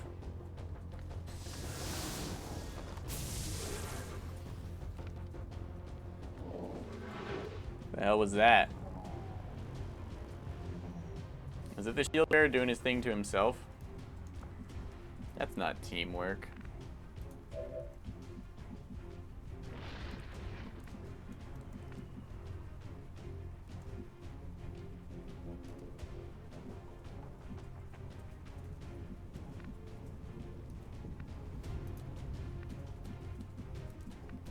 Okay.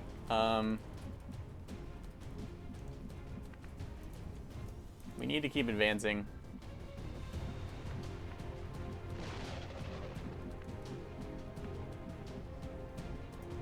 I guess that'll be okay.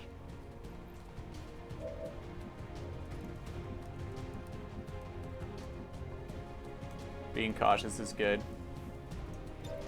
Okay, we didn't see that shield bearer. Shield bearer didn't help out anyone else. She needs to reload. She's got a lot of explosives. We missed, yeah. Demolition, as I suspected, sucks.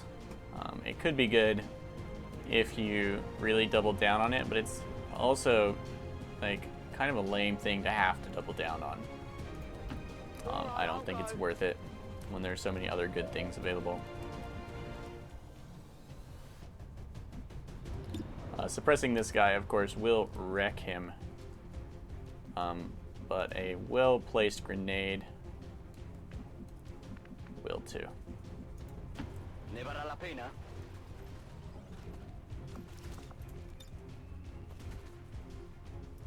Lanciata!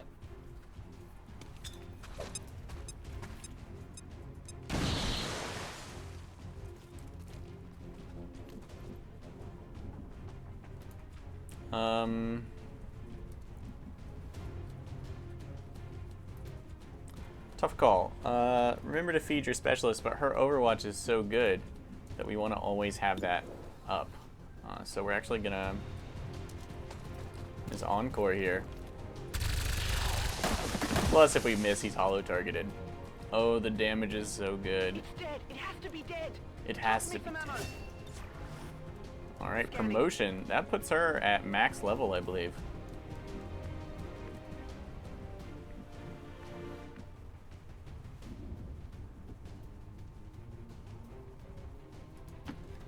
Yeah, we're gonna climb up these burning power lines because we're such a badass.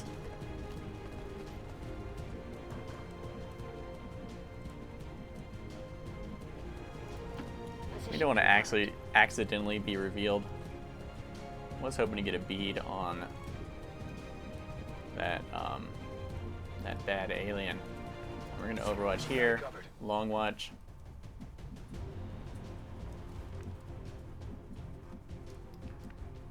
VIP, you just chill.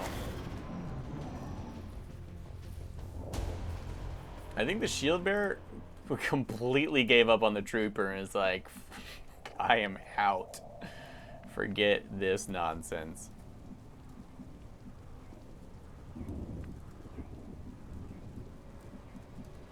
Alright, advancing in the unknown is a concealed person's job.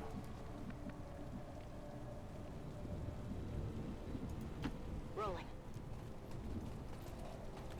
Hostile targets in sight. Wow, what a dick shield bearer. The shield bearer went and The Advent captain would serve our purposes nicely. and Be disabled. went and shield bore this whole crew up here, which I don't appreciate, especially because they haven't activated. He's just sitting there on Overwatch or something. I don't know. Is he part of that squad now? Anyway, letting the shield bearer escape has seriously annoyed me. Note you do not want to stand on that fiery stuff because it could cause you to fall through to your doom. Okay, it's time to adjust and reload. We really want to kill zone these guys. Rock and roll. Burn through that armor.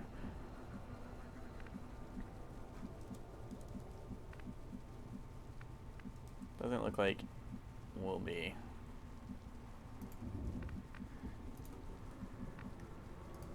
Surprisingly, I want my specialist up here first. Did we activate them? No. They do have explosives. I don't think they can reach us up here. Think is a pretty brutal term to use.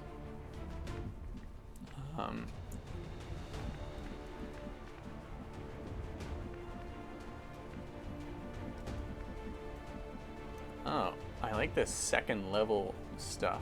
That might be a great place to tuck our specialist.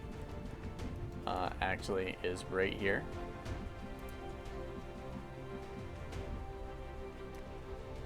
Let's do that. I hope it's worth it. It should make it really hard for them to land a grenade in there. They'll have to be very close in this area, which is just not going to be tactically feasible for them. I'm trusting you here.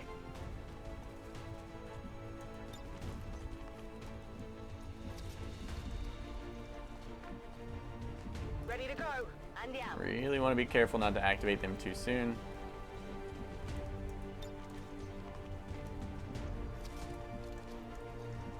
Oh, she got a free reload this. Alright.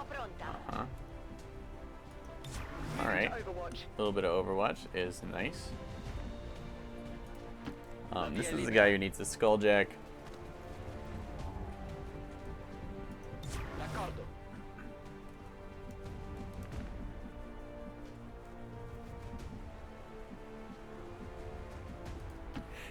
It'd be awesome if you could just disguise your VIP in a group of civilians for a second. Just be like, oh yeah, and just, oh my god, I'm hiding too. These XCOM dudes are crazy. What?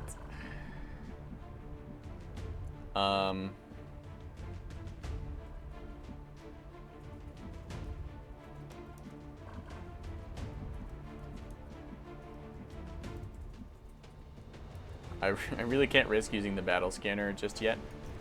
I'm on it. Let's keep an eye on him.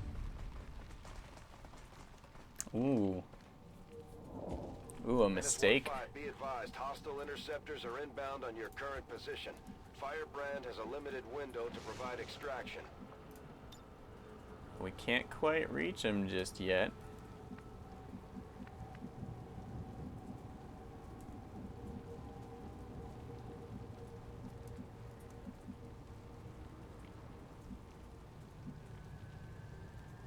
This is extreme, their line of sight. It might trigger them. No, look, they can flank this zone, but they can't quite. We are one space away. This is as close as we can get without triggering them or being in stealth. And it looks like we can catch 2 of them on fire. Or we can rocket all of them.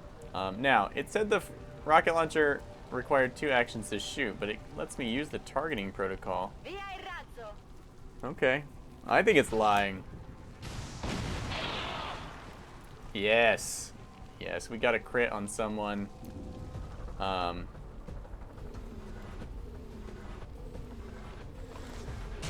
could have used kill zone. All of our actions are really good, and we want to single out that captain without killing it. So.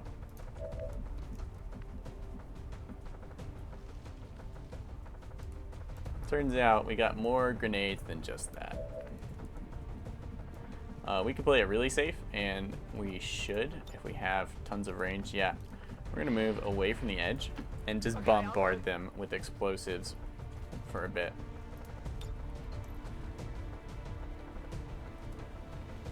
Yeah, let's hit these 3, and that should leave the captain pretty lame looking. Now, suppression, if you're using the Skulljack, you, like, need suppression. Oh, it sucks to not have cover, doesn't it? Oh, I know.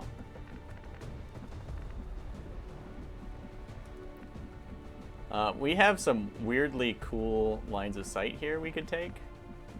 Our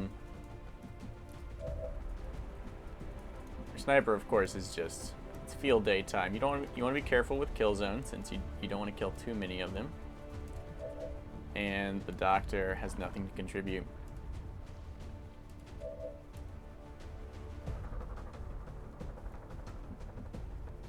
If we were up close and using pistols, that would also be pretty sick.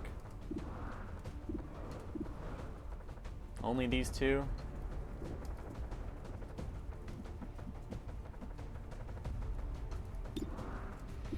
We don't want the officer dead.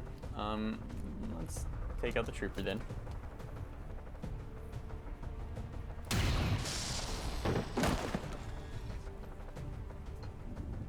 Is our One down, thousands to go. Is our grenadier the one who has death from above?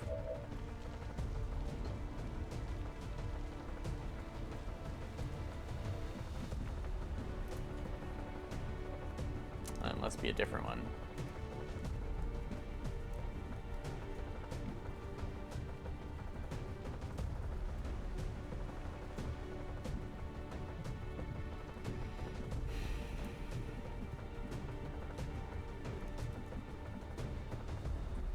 Okay, we just can't willy-nilly use Overwatch against these guys, unfortunately.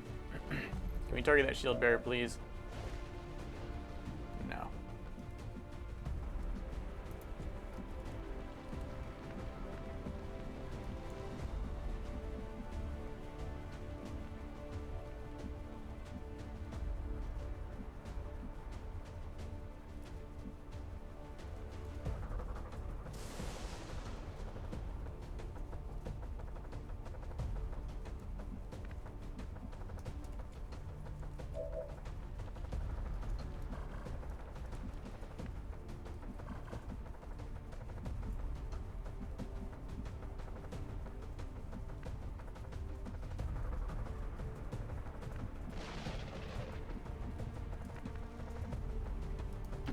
Okay.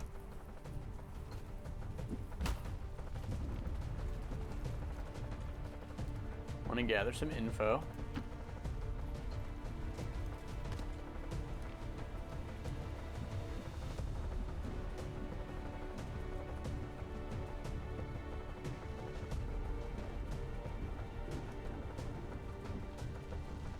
Fine. Va bene. So we can't actually use cover threat. Whatever it is.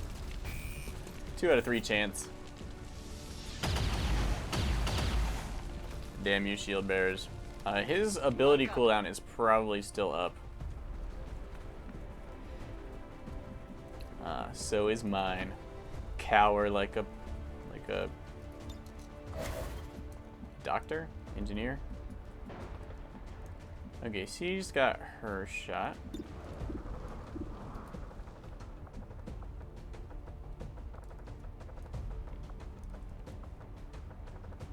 And we just regret moving her down in general. That doesn't, those are pretty flimsy looking doors. She's gonna hunger. She's a medic. Okay, shield bearer gets all Judge Dredd Rambo on us. We're hit. 6 damage mag rifle. Definitely an upgrade from what they got. This guy moves into position. He marks our specialists, which would be threatening if they had more nastiness on the field. And we still have a 50% chance to dodge even if they hit us, reducing the damage significantly. So, not so bad. Thank you, 2 points of armor. Everything bad I ever said about blast padding, I guess I'm gonna have to take back. We can maybe, I mean, we can get right next to him diagonally. We're gonna need her suppression, so it's a good thing she is locked and loaded. And that means we can't use her for anything else. Shouldn't be a problem, as we've got A really pissed off knockout, ready to crush them.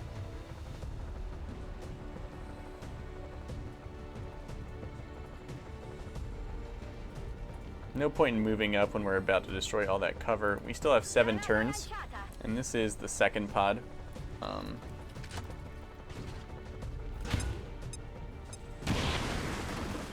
There goes that trooper. There goes the heaviness of that cover. But it's not completely gone. If we had a stock right now on anyone, that would be great. But we do have a sniper, and his shot just got significantly better. We could have moved up and used our pistol, perhaps. Happy now?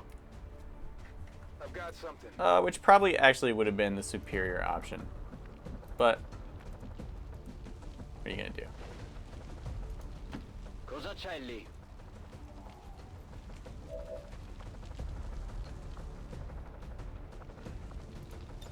All right, we are close enough. We have a 70% chance. That means that if this fails, and since you only get 1 use, we're not going to be able to try again. We just need to kill him. So I suppose suppression isn't all that necessary. You get 1 shot, and then you know. Skulljack is going to end our turn, but whatever. Yeah, lift him up. Oh, right in the nads. Oh my god. That was brutal. That was not a Skulljack. That was... Wow, this dude just got sackjacked. That's so bad. Whew. Oh my god. No, no. It's like that scene in Joe Dirt where the guy's like, oh, looks like poor old dog's nuts just froze to the porch. And she's like, yeah, I'll go get a fork. And he's like, spatula, spatula, Jesus. Yeah, we'll go for the small intel cache because looks like we don't have a hope of getting a large one. But this is pretty awesome. Remember, this is before we've upgraded it. And we're going to get unrestricted access no matter what. So give it to us. Go, go, go, go. Oh, we could have had it all. We could have had it all, but that's not really how probability works. Oh! Yeah, he's dead. He's dead. Oh, yay! Just what I needed flanking me. Commander, that appears to be the codex responsible for safeguarding the alien data stores. We'll have to neutralize it if we intend to recover the data. Understood. Weapons hot. Whoa! Yeah, that didn't make any sense. So we're flanked. I believe what he just tried to tell us was that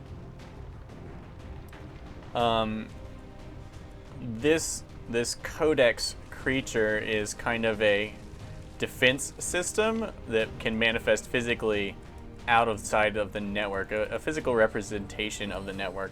And I use physical in what I believe to be the loosest possible terms because I'm pretty sure that thing is something else. Alright, so what are we going to do? First off, our specialist here. These things I think can teleport and disable your weapons and other horrible things. I think our ranger already moved? No.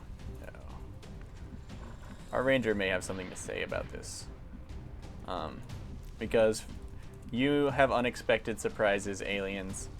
I have unexpected surprises as well. They can also, I know they can like replicate split.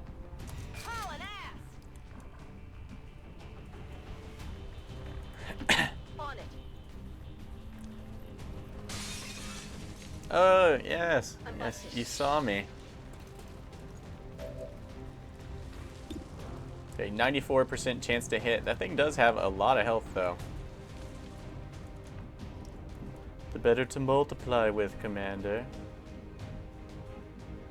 Okay, we're getting as far forward as we can. If we nail it, 54% chance, however. We could flashbang it.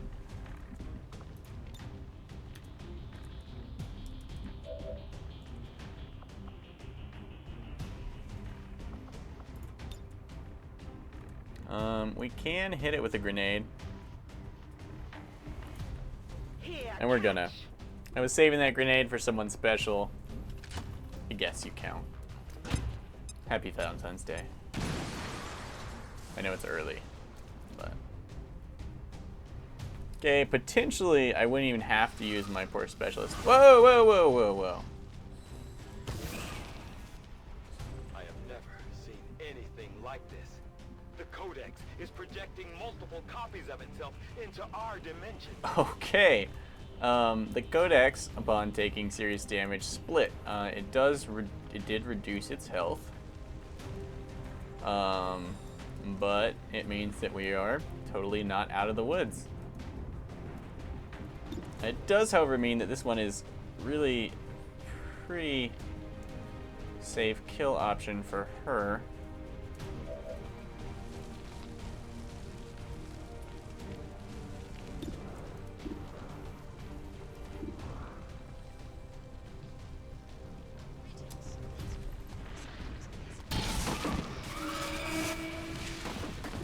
Okay, so it died. Hostile terminated.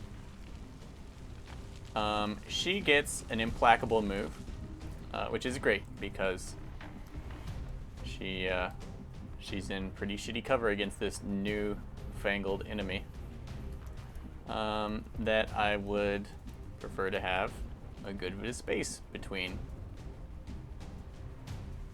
me and it.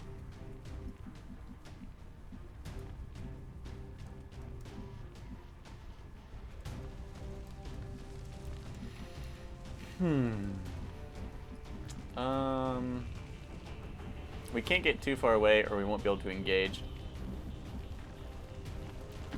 We're gonna move here. We have very carefully saved aid protocol for our poor exposed specialist. This will give him at least low coverishness against the Codex. And of course, hopefully, supposedly a covering fire Overwatch shot. And I will do what I do best. Cower in the back.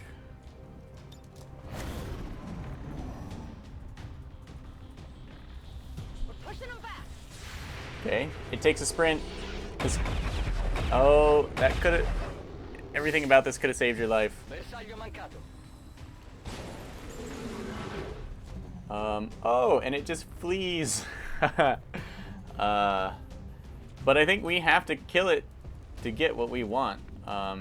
So unfortunately, it fleeing was a bad thing. And if it's meeting up with friends, I didn't get to test this whole do battle scanners break concealment. We can't move too awful fast.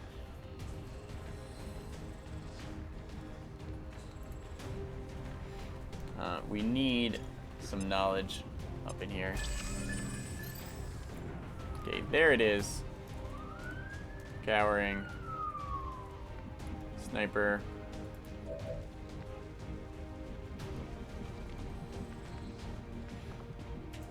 We can hack this thing. Let's take a look.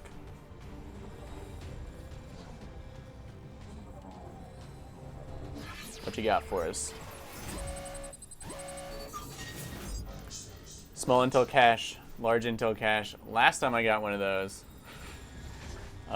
it spawned a codex. Oh, is the intel cache, is it gonna drop that loot? It's gonna drop it as loot. That would make some sense.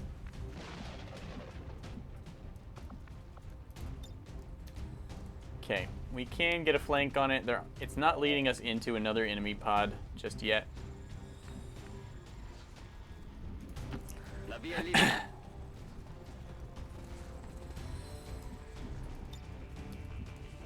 How can we not target that thing? Okay. Eseguo. Well, we've got some of the good Overwatch here.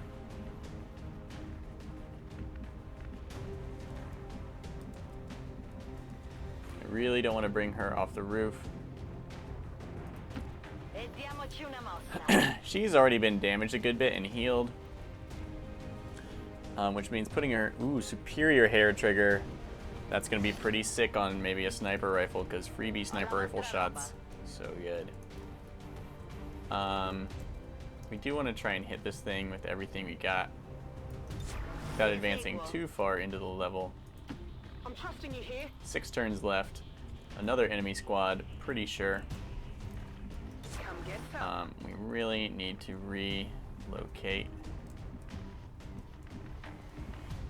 Probably time.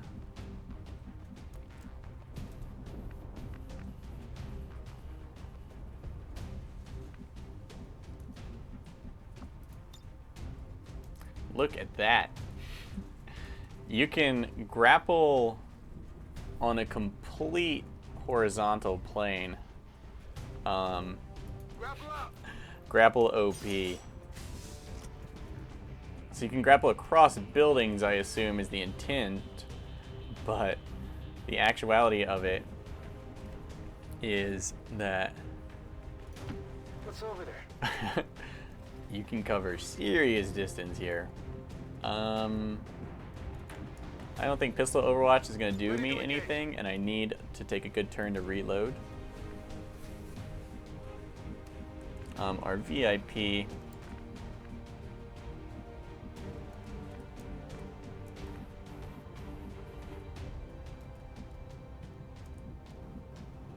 we're like 3 turns of dashing away. And we have 6 turns total.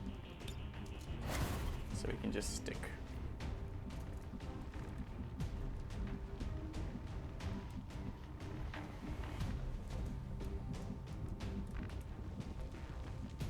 Okay, we do not know all the things that this thing can do.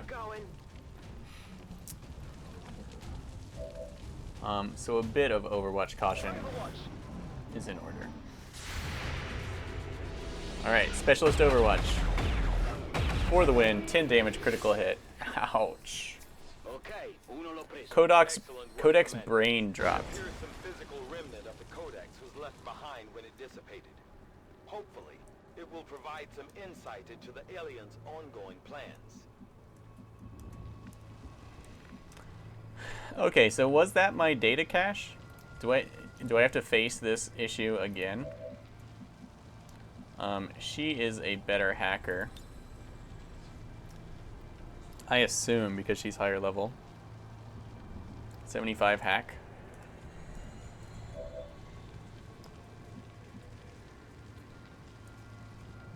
$60, yeah. So before we get a move on, I'll give it a shot. we do risk giving enemies mobility and stuff.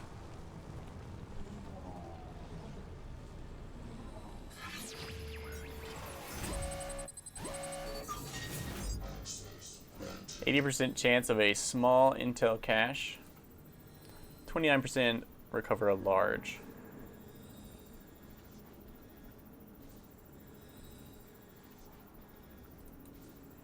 Let's go with small right now. And we, I don't even, that was like 1% off. Okay, all enemies gain defense and mobility. That's like 10 points, maybe 2 or 3. 3 mobility would be pretty sick, but that's not so bad. Okay, it doesn't look like I have to pick anything up, nor did that. What kind of weapon does a completely digital thing use? At least we don't have to pick up its junk.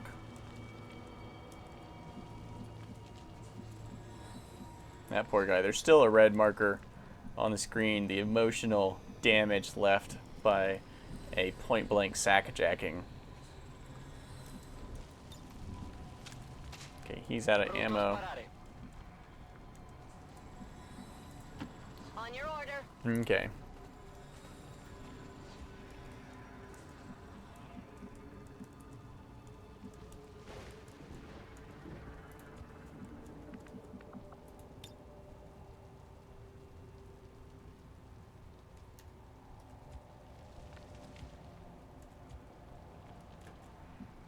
Okay, it's definitely time to scan.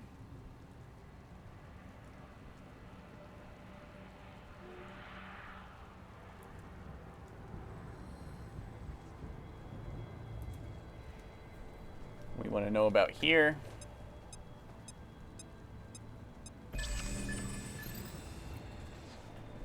Alright. 2 Vipers and a Muton.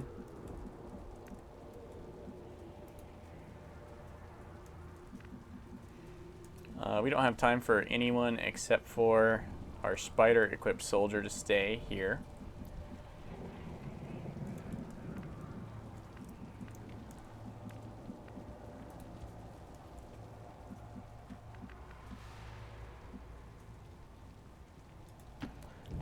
We have 2 of our Inferno grenades, or incendiary grenades, or whatever.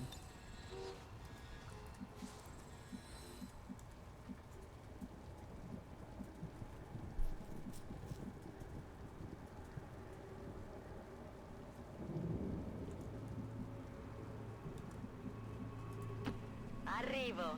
And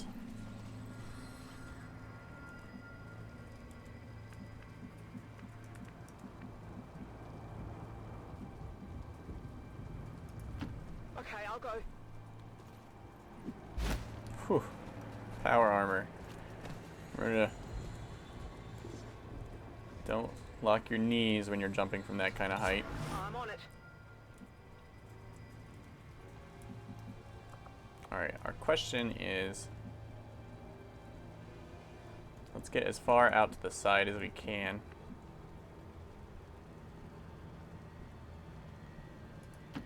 All right, I'll go. Remember, his immobility is increased.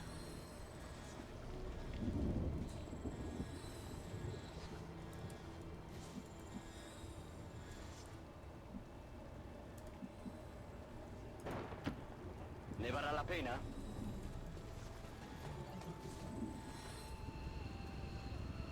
Okay, I didn't think they felt like moving. Or do they?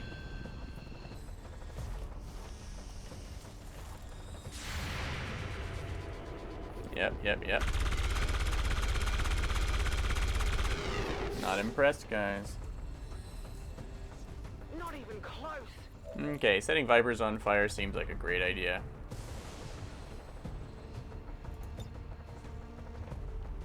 I can't attack them for why?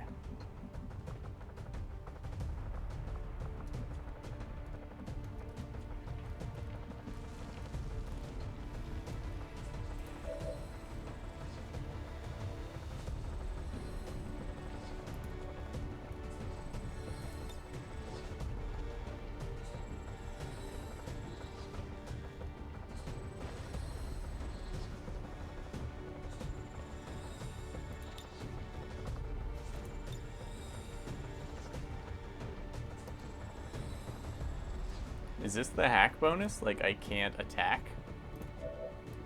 I'm confused because I totally attacked. Oh. Oh. Shit.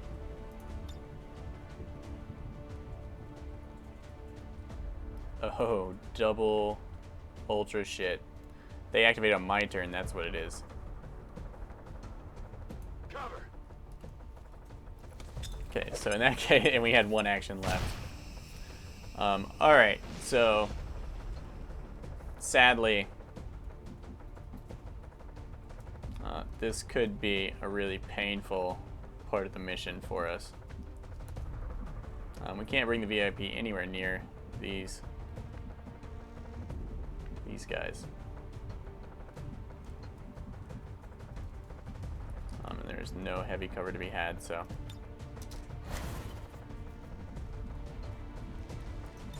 Aaron Walker's Overwatch is our only hope if they really advance.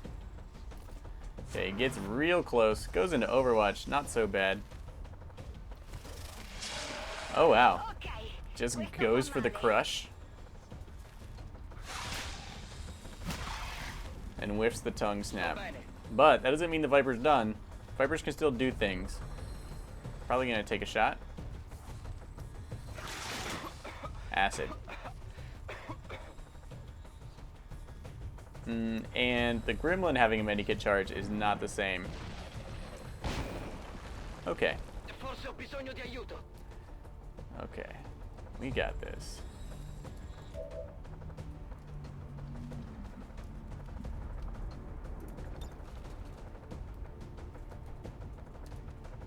That's why chain shot.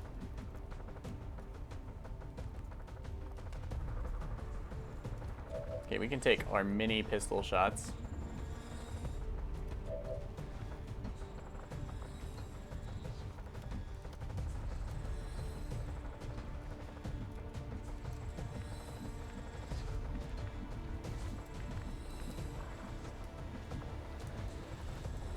We can flashbang that Muton.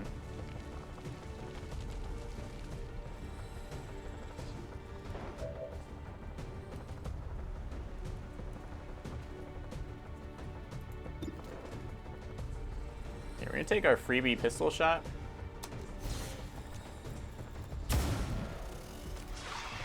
Not enough. Gotta do better.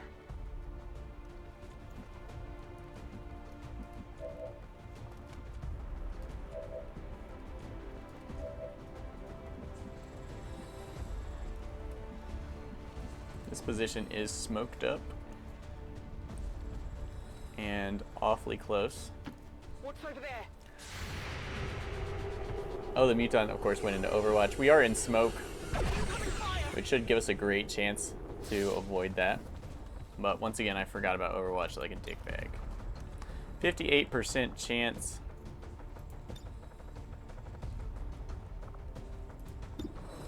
Versus 73.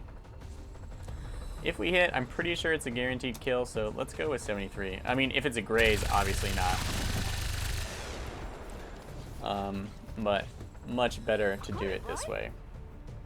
Could use some ammo over here. Okay, we get those turns back. This guy, we can cure with our other specialist. His mobility is reduced, but curing him before he gets out of the poison cloud seems like a poor choice.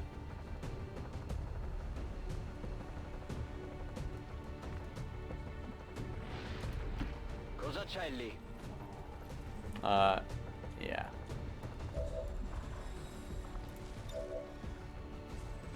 I think she's fine. Gremlin, get on the heels. Get on the heels, Gremlin.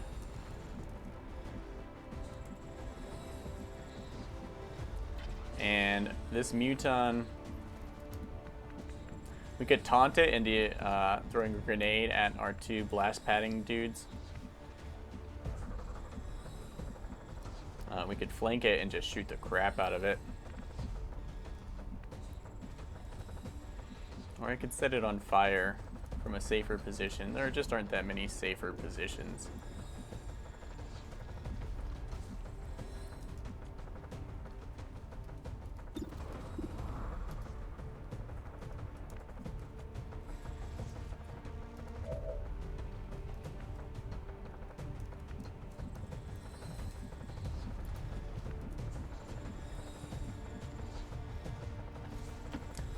Let's flank it and take a shot. We can flashbang it if this doesn't work out, and if it does, we can probably shotgun it. He's like, wait a second. Wait a second. Hold up, guys. Time out. Avete visto? Alright. This gives us more to work with. Oh yeah, they all have increased defense. I'm like, why are they so tough? Oh, let's see what the defense bonus is.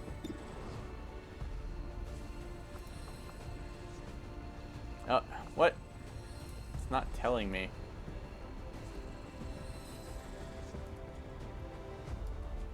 XCOM keeps its secrets.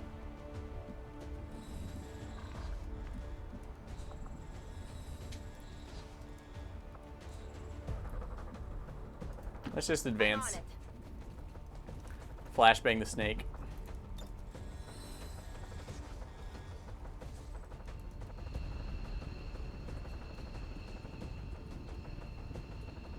Now I thought the Advent had drop-ins every mission.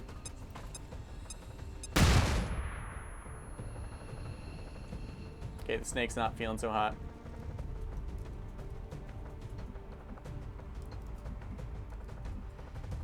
We're gonna go into Overwatch.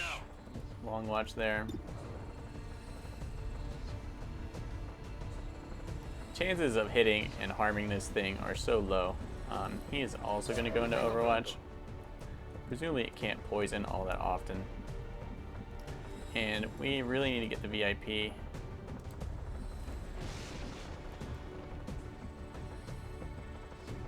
Towards the extraction zone. Via me. And we can go with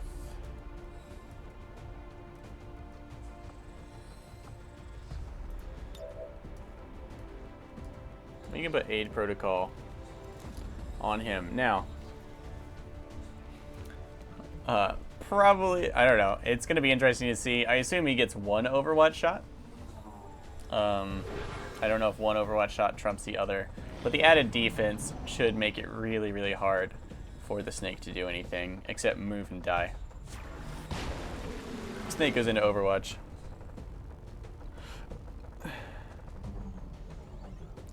Okay, we have to sprint this soldier out of here. Hostile interceptors are on high-speed approach. Your window for extraction is closing.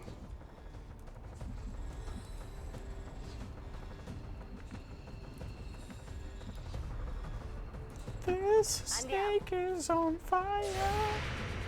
We're gonna run its Overwatch. It is disoriented. We have the armor. I suppose we have our ranger has shadow step actually, so that was just dumb. Yep, is not telling me my hit chance anymore.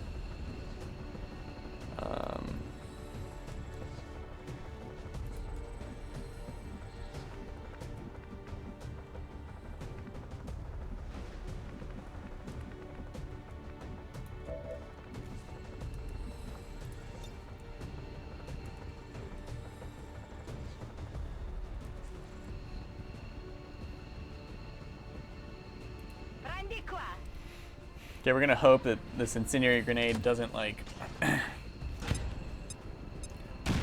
make it too hard for our friend to get out. Operation Burning Snake is a go. So the burningness, I assume, is gonna cause all sorts of problems for it. I would prefer if it were like mobility, aim. You can't miss with that thing. Is it time for Operation Burning Sushi? Can't get through.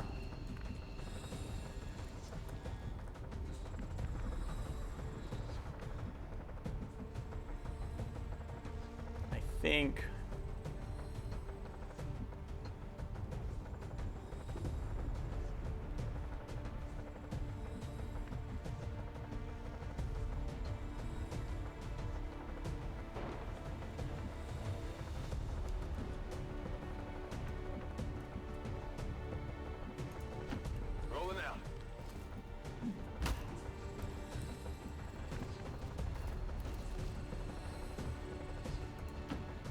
So.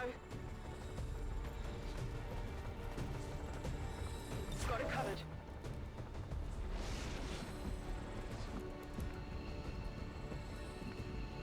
could get point blank and try and kill it, but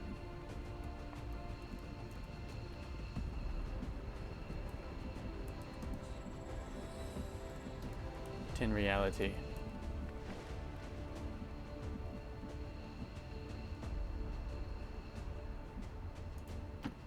Don't know that it matters.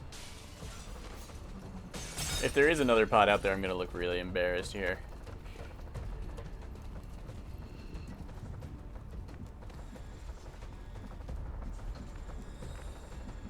Oh, we have run and gun, I see. No point in leaving a burning snake in our backyard. 81. I guess it's a 15-point defense bonus. Ew, stop undulating at me. Ugh, what if it's pregnant with eggs and stuff? Ugh. Okay, 3 turns to go. VIP is in the zone.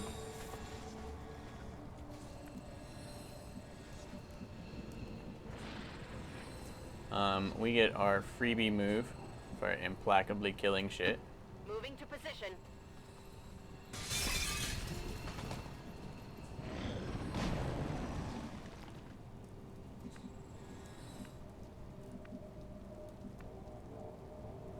I was like, tell me we moved our medic, didn't we? Because otherwise we are leaving behind, and that would really, really suck.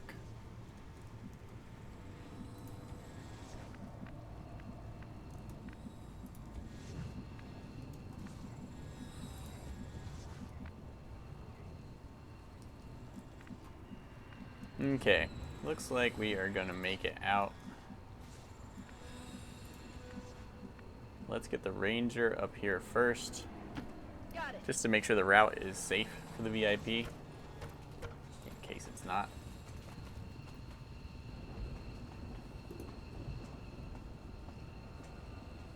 And this civilian just casually walks away. He's like, you know what?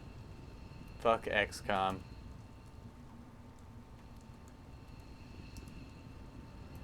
Sir. No. It's Burt Reynolds. That's why. It all makes sense.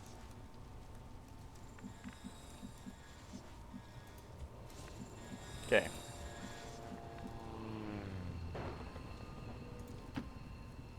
VIP out. Remember that if you have Shadow Step, you're not going to trigger all the Overwatch that might exist.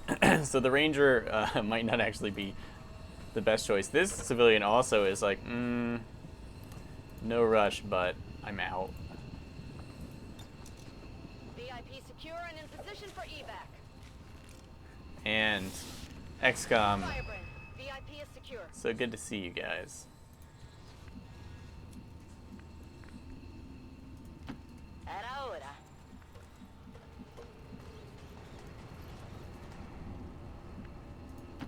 I hope it's worth it.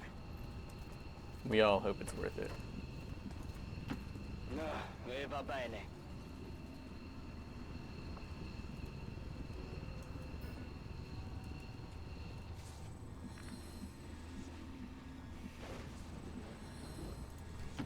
Moving out.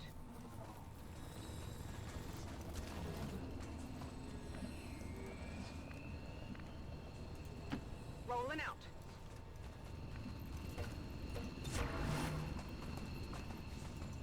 Overwatch. Evac confirmed.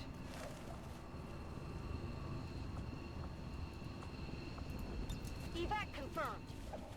Monto la guardia. Andiamo. Alright, knockouts out. Menace 1-5, you're out of time. Get to the evac point, now. We are out of time. Going. We're out of here. Faccio I bagagli. Let's go. Heading home. I made it. We made it. Status Operation confirmed. Mission accomplished. Foolish King. 11 aliens down. I like how they made each alien more of a challenge now. I suppose it worked out like that in XCOM EU, but I feel like they've got a lot more different abilities.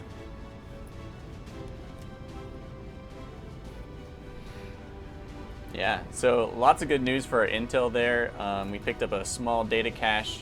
I don't know what the codexes can do for us. Maybe their bodies can be continuous, like are a continuous source of intel or something. Who knows? They did creepily jump out. I'm sure there'll be some hooliganish pseudoscience coming out of Dr. Tigan's mouth.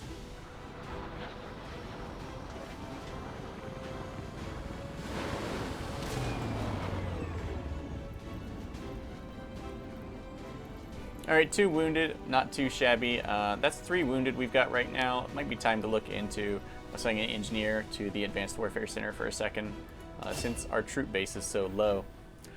Alright, major Paula Encore Thompson has just gained a hidden ability, Implacable. If you score 1 or more kills on your turn, you are granted a single bonus move.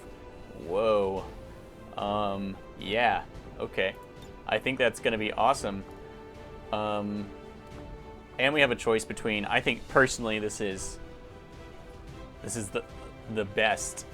My favorite ability for the Grenadiers. I've never got to try it, but I did know it was here. So, Salvo versus Hail of Bullets. Salvo, launching or throwing grenades or using heavy weapons with your first action will not end your turn. And Hail of Bullets says, unleash a hail of bullets that is guaranteed to hit your target, but uses a lot of ammunition. Hail of Bullets, I believe, requires 3 ammo, so that's all of your standard clip. Of course, you can use it and reload. Note that they're both quite useful. I think the big bonus goes to Salvo, because think about it like this. You can have 2 grenades and a heavy weapon. That's a minimum, or, you know, that's without taking heavy ordnance, which could give you 4 total. So that's 3 things that use Salvo. And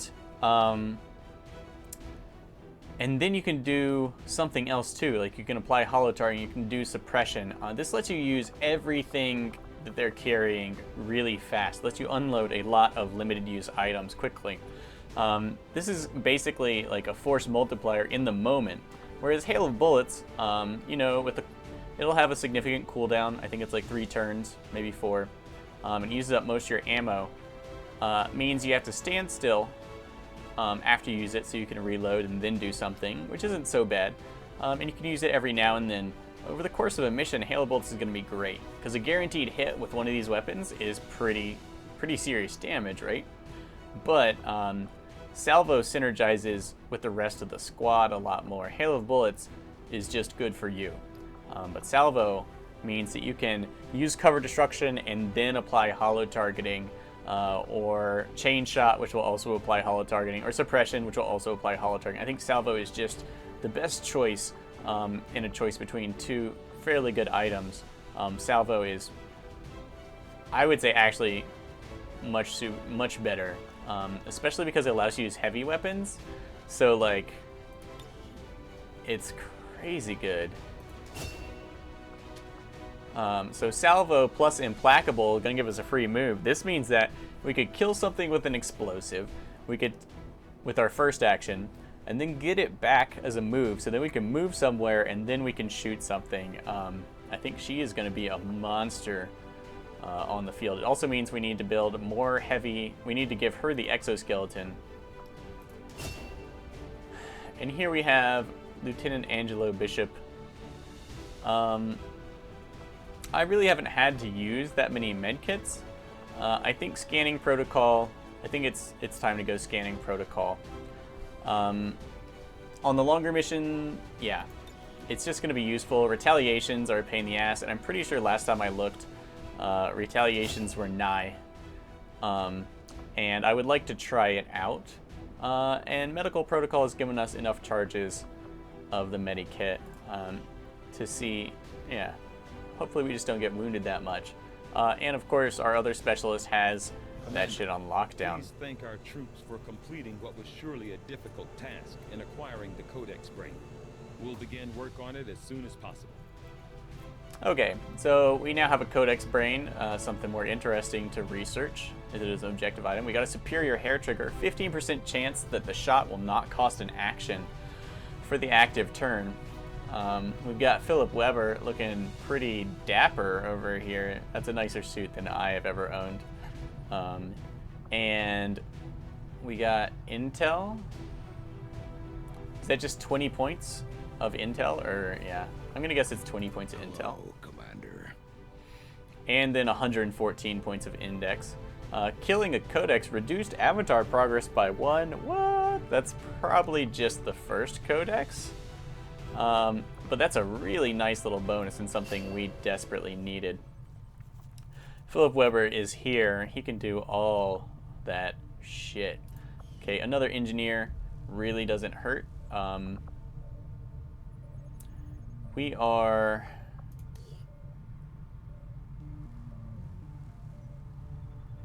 Still I don't making... blame Shen for wanting to keep an eye on Taigen, but at the... Okay, we went through that. Suck-It Avatar Project. The creature your troops defeated here was clearly of some importance to the aliens, Commander. Let us hope that the recovered remains prove equally important to our own efforts. Supply drop. They're offering us intel. We need to finish making contact. We need supplies more. We don't have time to waste. We have to skip that intel. We need... So remember, you can rush out here if you're willing to blow a ton of intel. And it may or may not be the case that we need to do that. We're going to try and avoid it.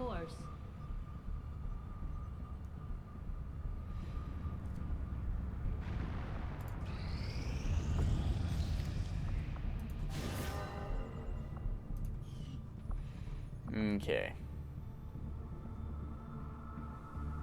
I think what we're gonna do is spend 80 intel to capture Europe. And we're gonna build a radio here that will give us lock and load, and 40 more intel to get here. That puts us with 29 intel left, and that should only take. We should be done with that before the end of the month. And it should give us a decent chance. Let's move here. We also have some intel. We can research some intel. Market is open. They're interested in Illyrium and Advent crystals. Whoa, we can sell Illyrium for a lot. Obviously, Illyrium is good.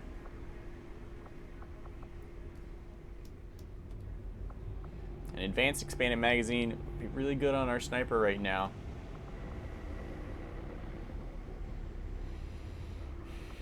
Okay, we're gonna pick up these supplies because I'm always running out of supplies.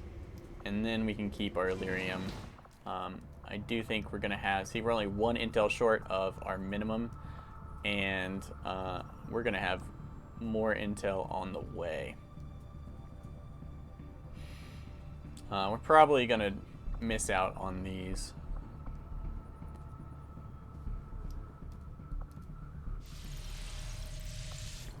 Okay. Commander, I appreciate you recruiting new staff for the engineering team, but as it stands, we have people still waiting for an assignment. I know. We've got people waiting for an assignment. Construction, excavation, in or 2 days, we're staffing going to facility. need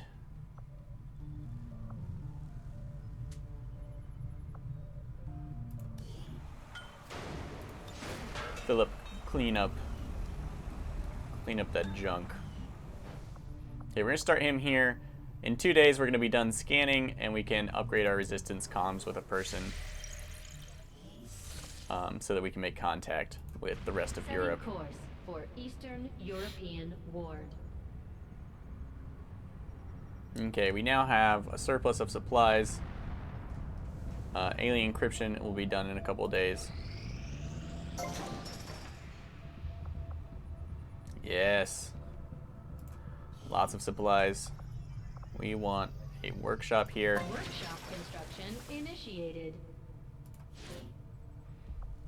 Irene will take over that. Christina's gonna man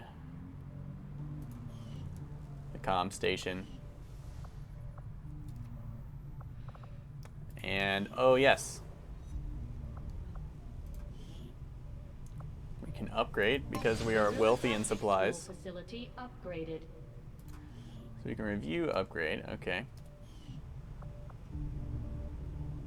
So we can train soldiers with leader. Soldiers of sergeant rank or greater can undergo specialized training at the guerrilla tactics school, studying to become a leader. They'll be unavailable for combat during the training process. Except in dire emergencies, only one leader may go on a mission at a time, so choose carefully whom you promote, as they cannot be assigned to squads with another leader. You want to proceed? Yes, I do. But I want to think kind of carefully about this.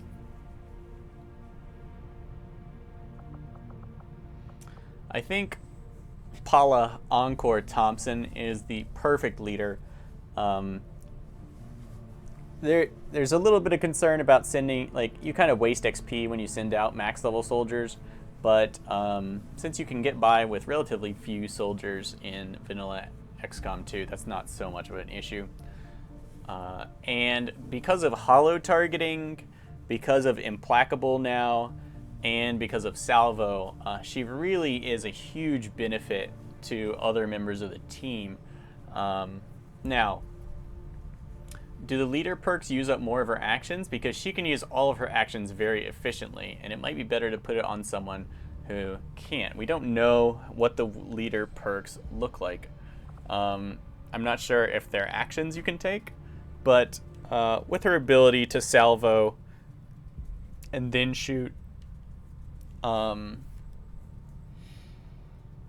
like, Boss would also be a good choice, Mr. Landon Nichols, because and sharpshooters may be a great choice in general, because if they're not shooting their rifle, then what are they doing?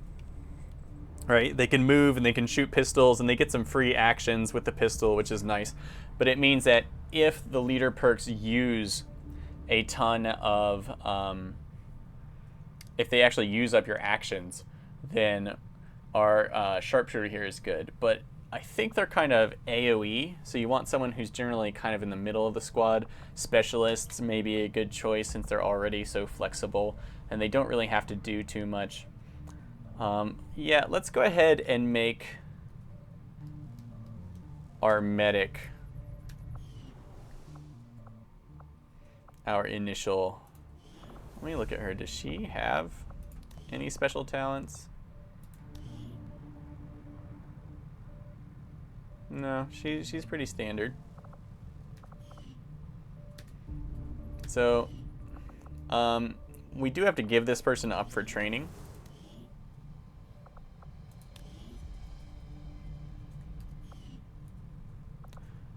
With scanning protocol, I mean, he might actually be a good choice. I just don't know what's there yet.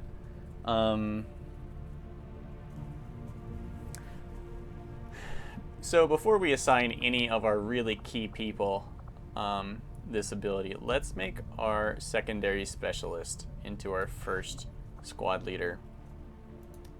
I think specialists are a great choice because their assault rifle is always going to do a little less damage than the other friends. Alright, a plasma grenade development is complete. Concussive grenade augmented by alien energy pulse tech. The plasma grenade does more damage than the standard frag and is more effective at shredding armor. New proving ground project available, advanced explosives. We've honed our skills in developing and manufacturing explosive ordnance mirroring that used in the alien zone weaponry. Now we can use those skills to upgrade our entire arsenal of explosives using the latest technology. And we make contact.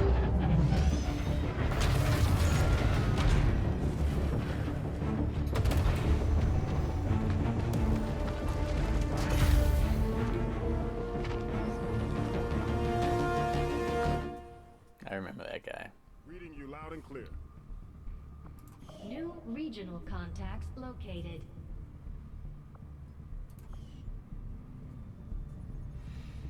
Okay, it occurs to me, yeah, so building our radio tower in Western Europe is going to be superior because it links to two different areas.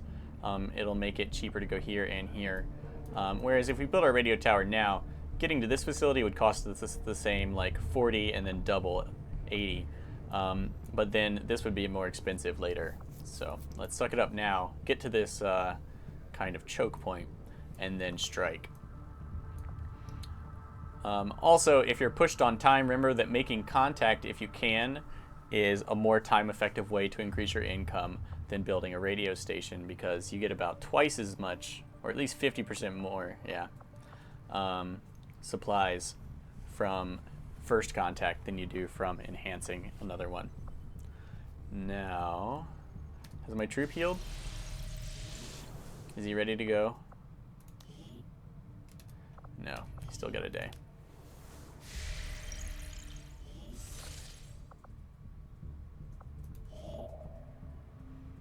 Okay, 80 intel, 3 to 5 days, yes.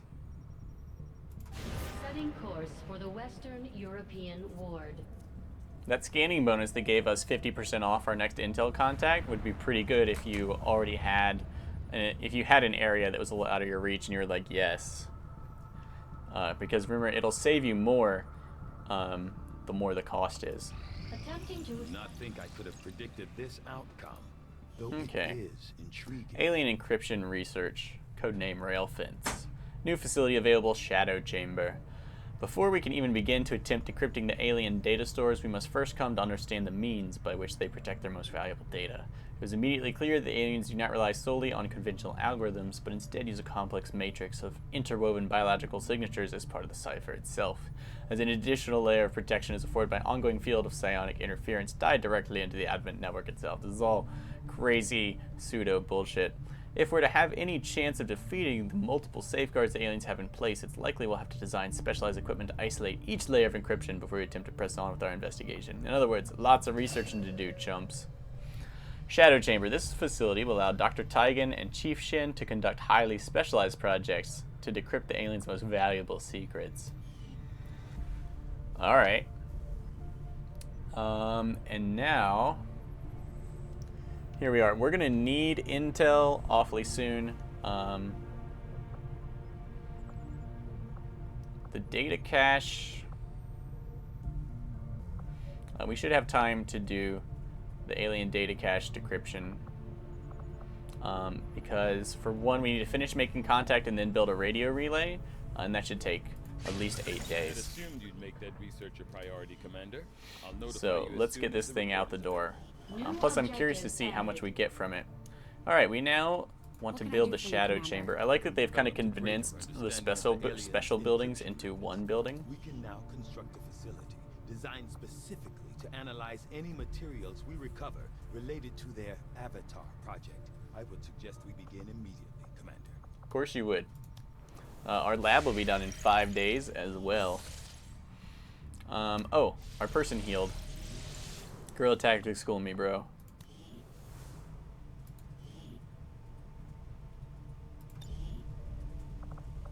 Okay, everyone is a potential recruit. Okay, let's look at this.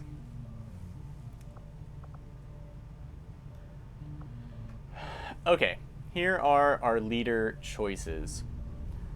First rank, Get Some versus Collector. Collector says killing any non-human enemy has a 50% chance to grant 1 intel point as long as the leader is healthy. Get Some, once per mission, spend an action to grant all allies within command range a +20 bonus to critical hit chances for the remainder of the turn. Once per mission, spend an action, 20 bonus to critical chances for the remainder of the turn. Collector, killing any non-human enemy has a 50% chance to grant 1 intel point.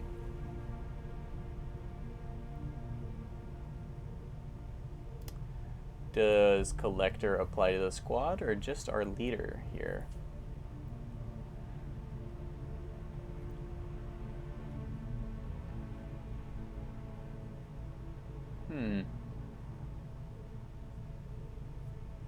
Now can we cancel this without...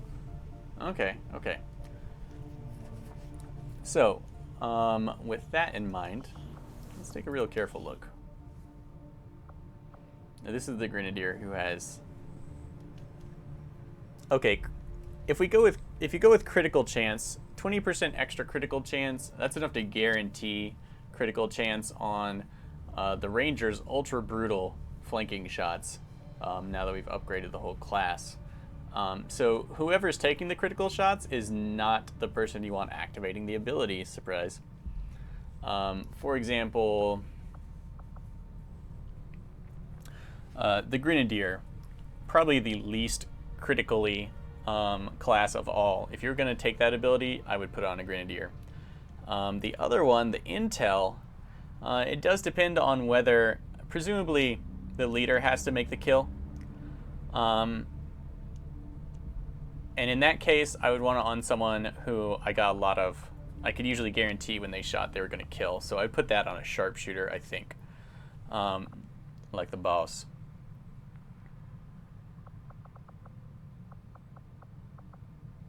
crit bonus.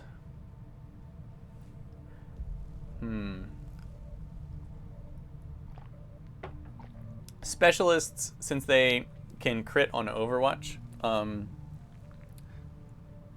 yeah, you're probably going to want the crit one on a Grenadier, and you're going to want the intel one. I would put it on a Sharpshooter, especially because a Sharpshooter with all those pistol shots could actually, at close quarters, finish off 2 or more enemies at once.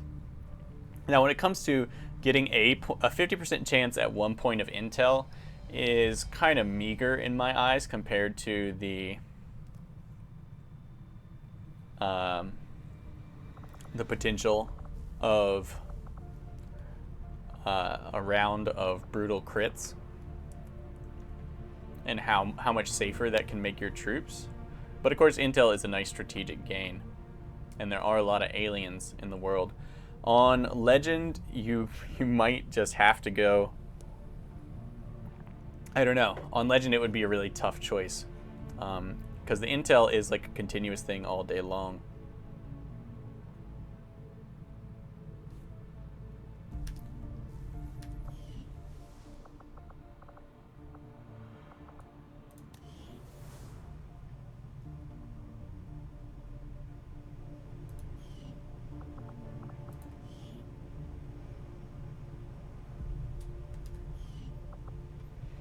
Yeah, we certainly want someone. Although a Grenadier, of course, with the large number of explosives and the heavy damage they do, Grenadiers are a good option to take the intel one.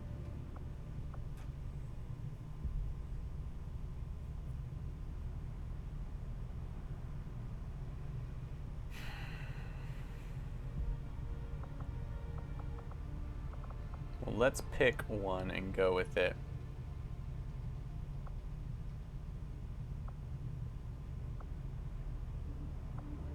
Let's go with Paula. I feel like the abilities we're going to get here are often going to, they might involve auras and radiuses, and sharpshooters tend to stay a little further from the squad than others. So I'm just going to trust her. And we're going to go with this. I assume this only applies to her now that I think about it. But it is a nice passive skill. She can already use her turns rather effectively.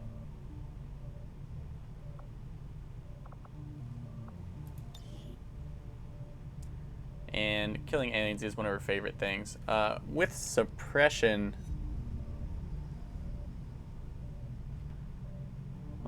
doesn't list suppression. Suppression obviously generally not going to result in kills, but whatever. We can't remove or change these. How long is she out? 8 days. And then I was thinking about retraining someone.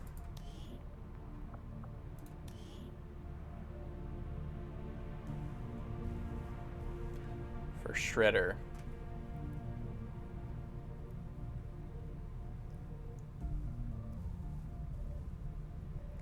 With Death from Above giving us the chance to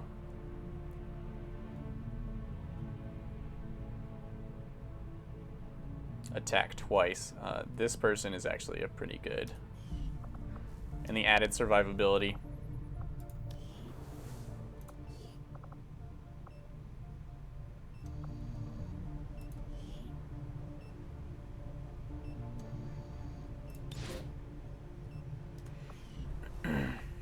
Probably you should only retrain once a character's received advanced or has received a bonus perk, would be my suggestion.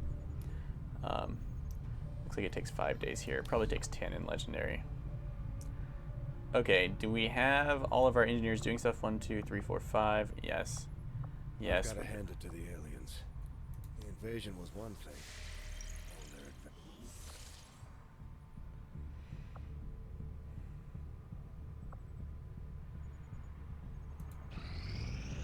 Alright, give us some time, guys. Wound recovery is up. Got some targets here. We can get a scientist, counter a hidden event. Alien facility counter, it will be reduced by 2 weeks here. We can get a lieutenant ranger.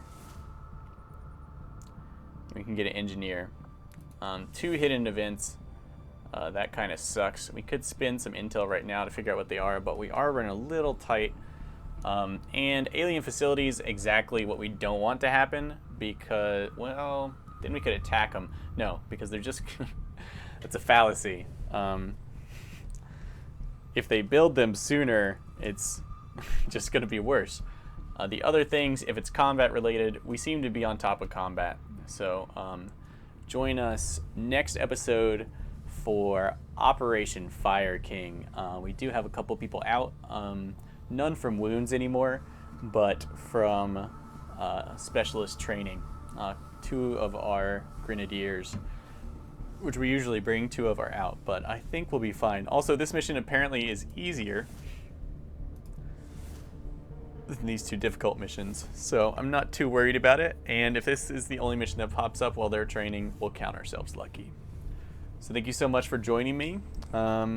Please go ahead, thumbs up this video if you enjoyed it, and of course subscribe if you want to catch me while I'm live at other times. It is a little bit random these days, but mostly it's between 10 and 3 o'clock Eastern Standard Time. Until then, farewell, my friends. Farewell.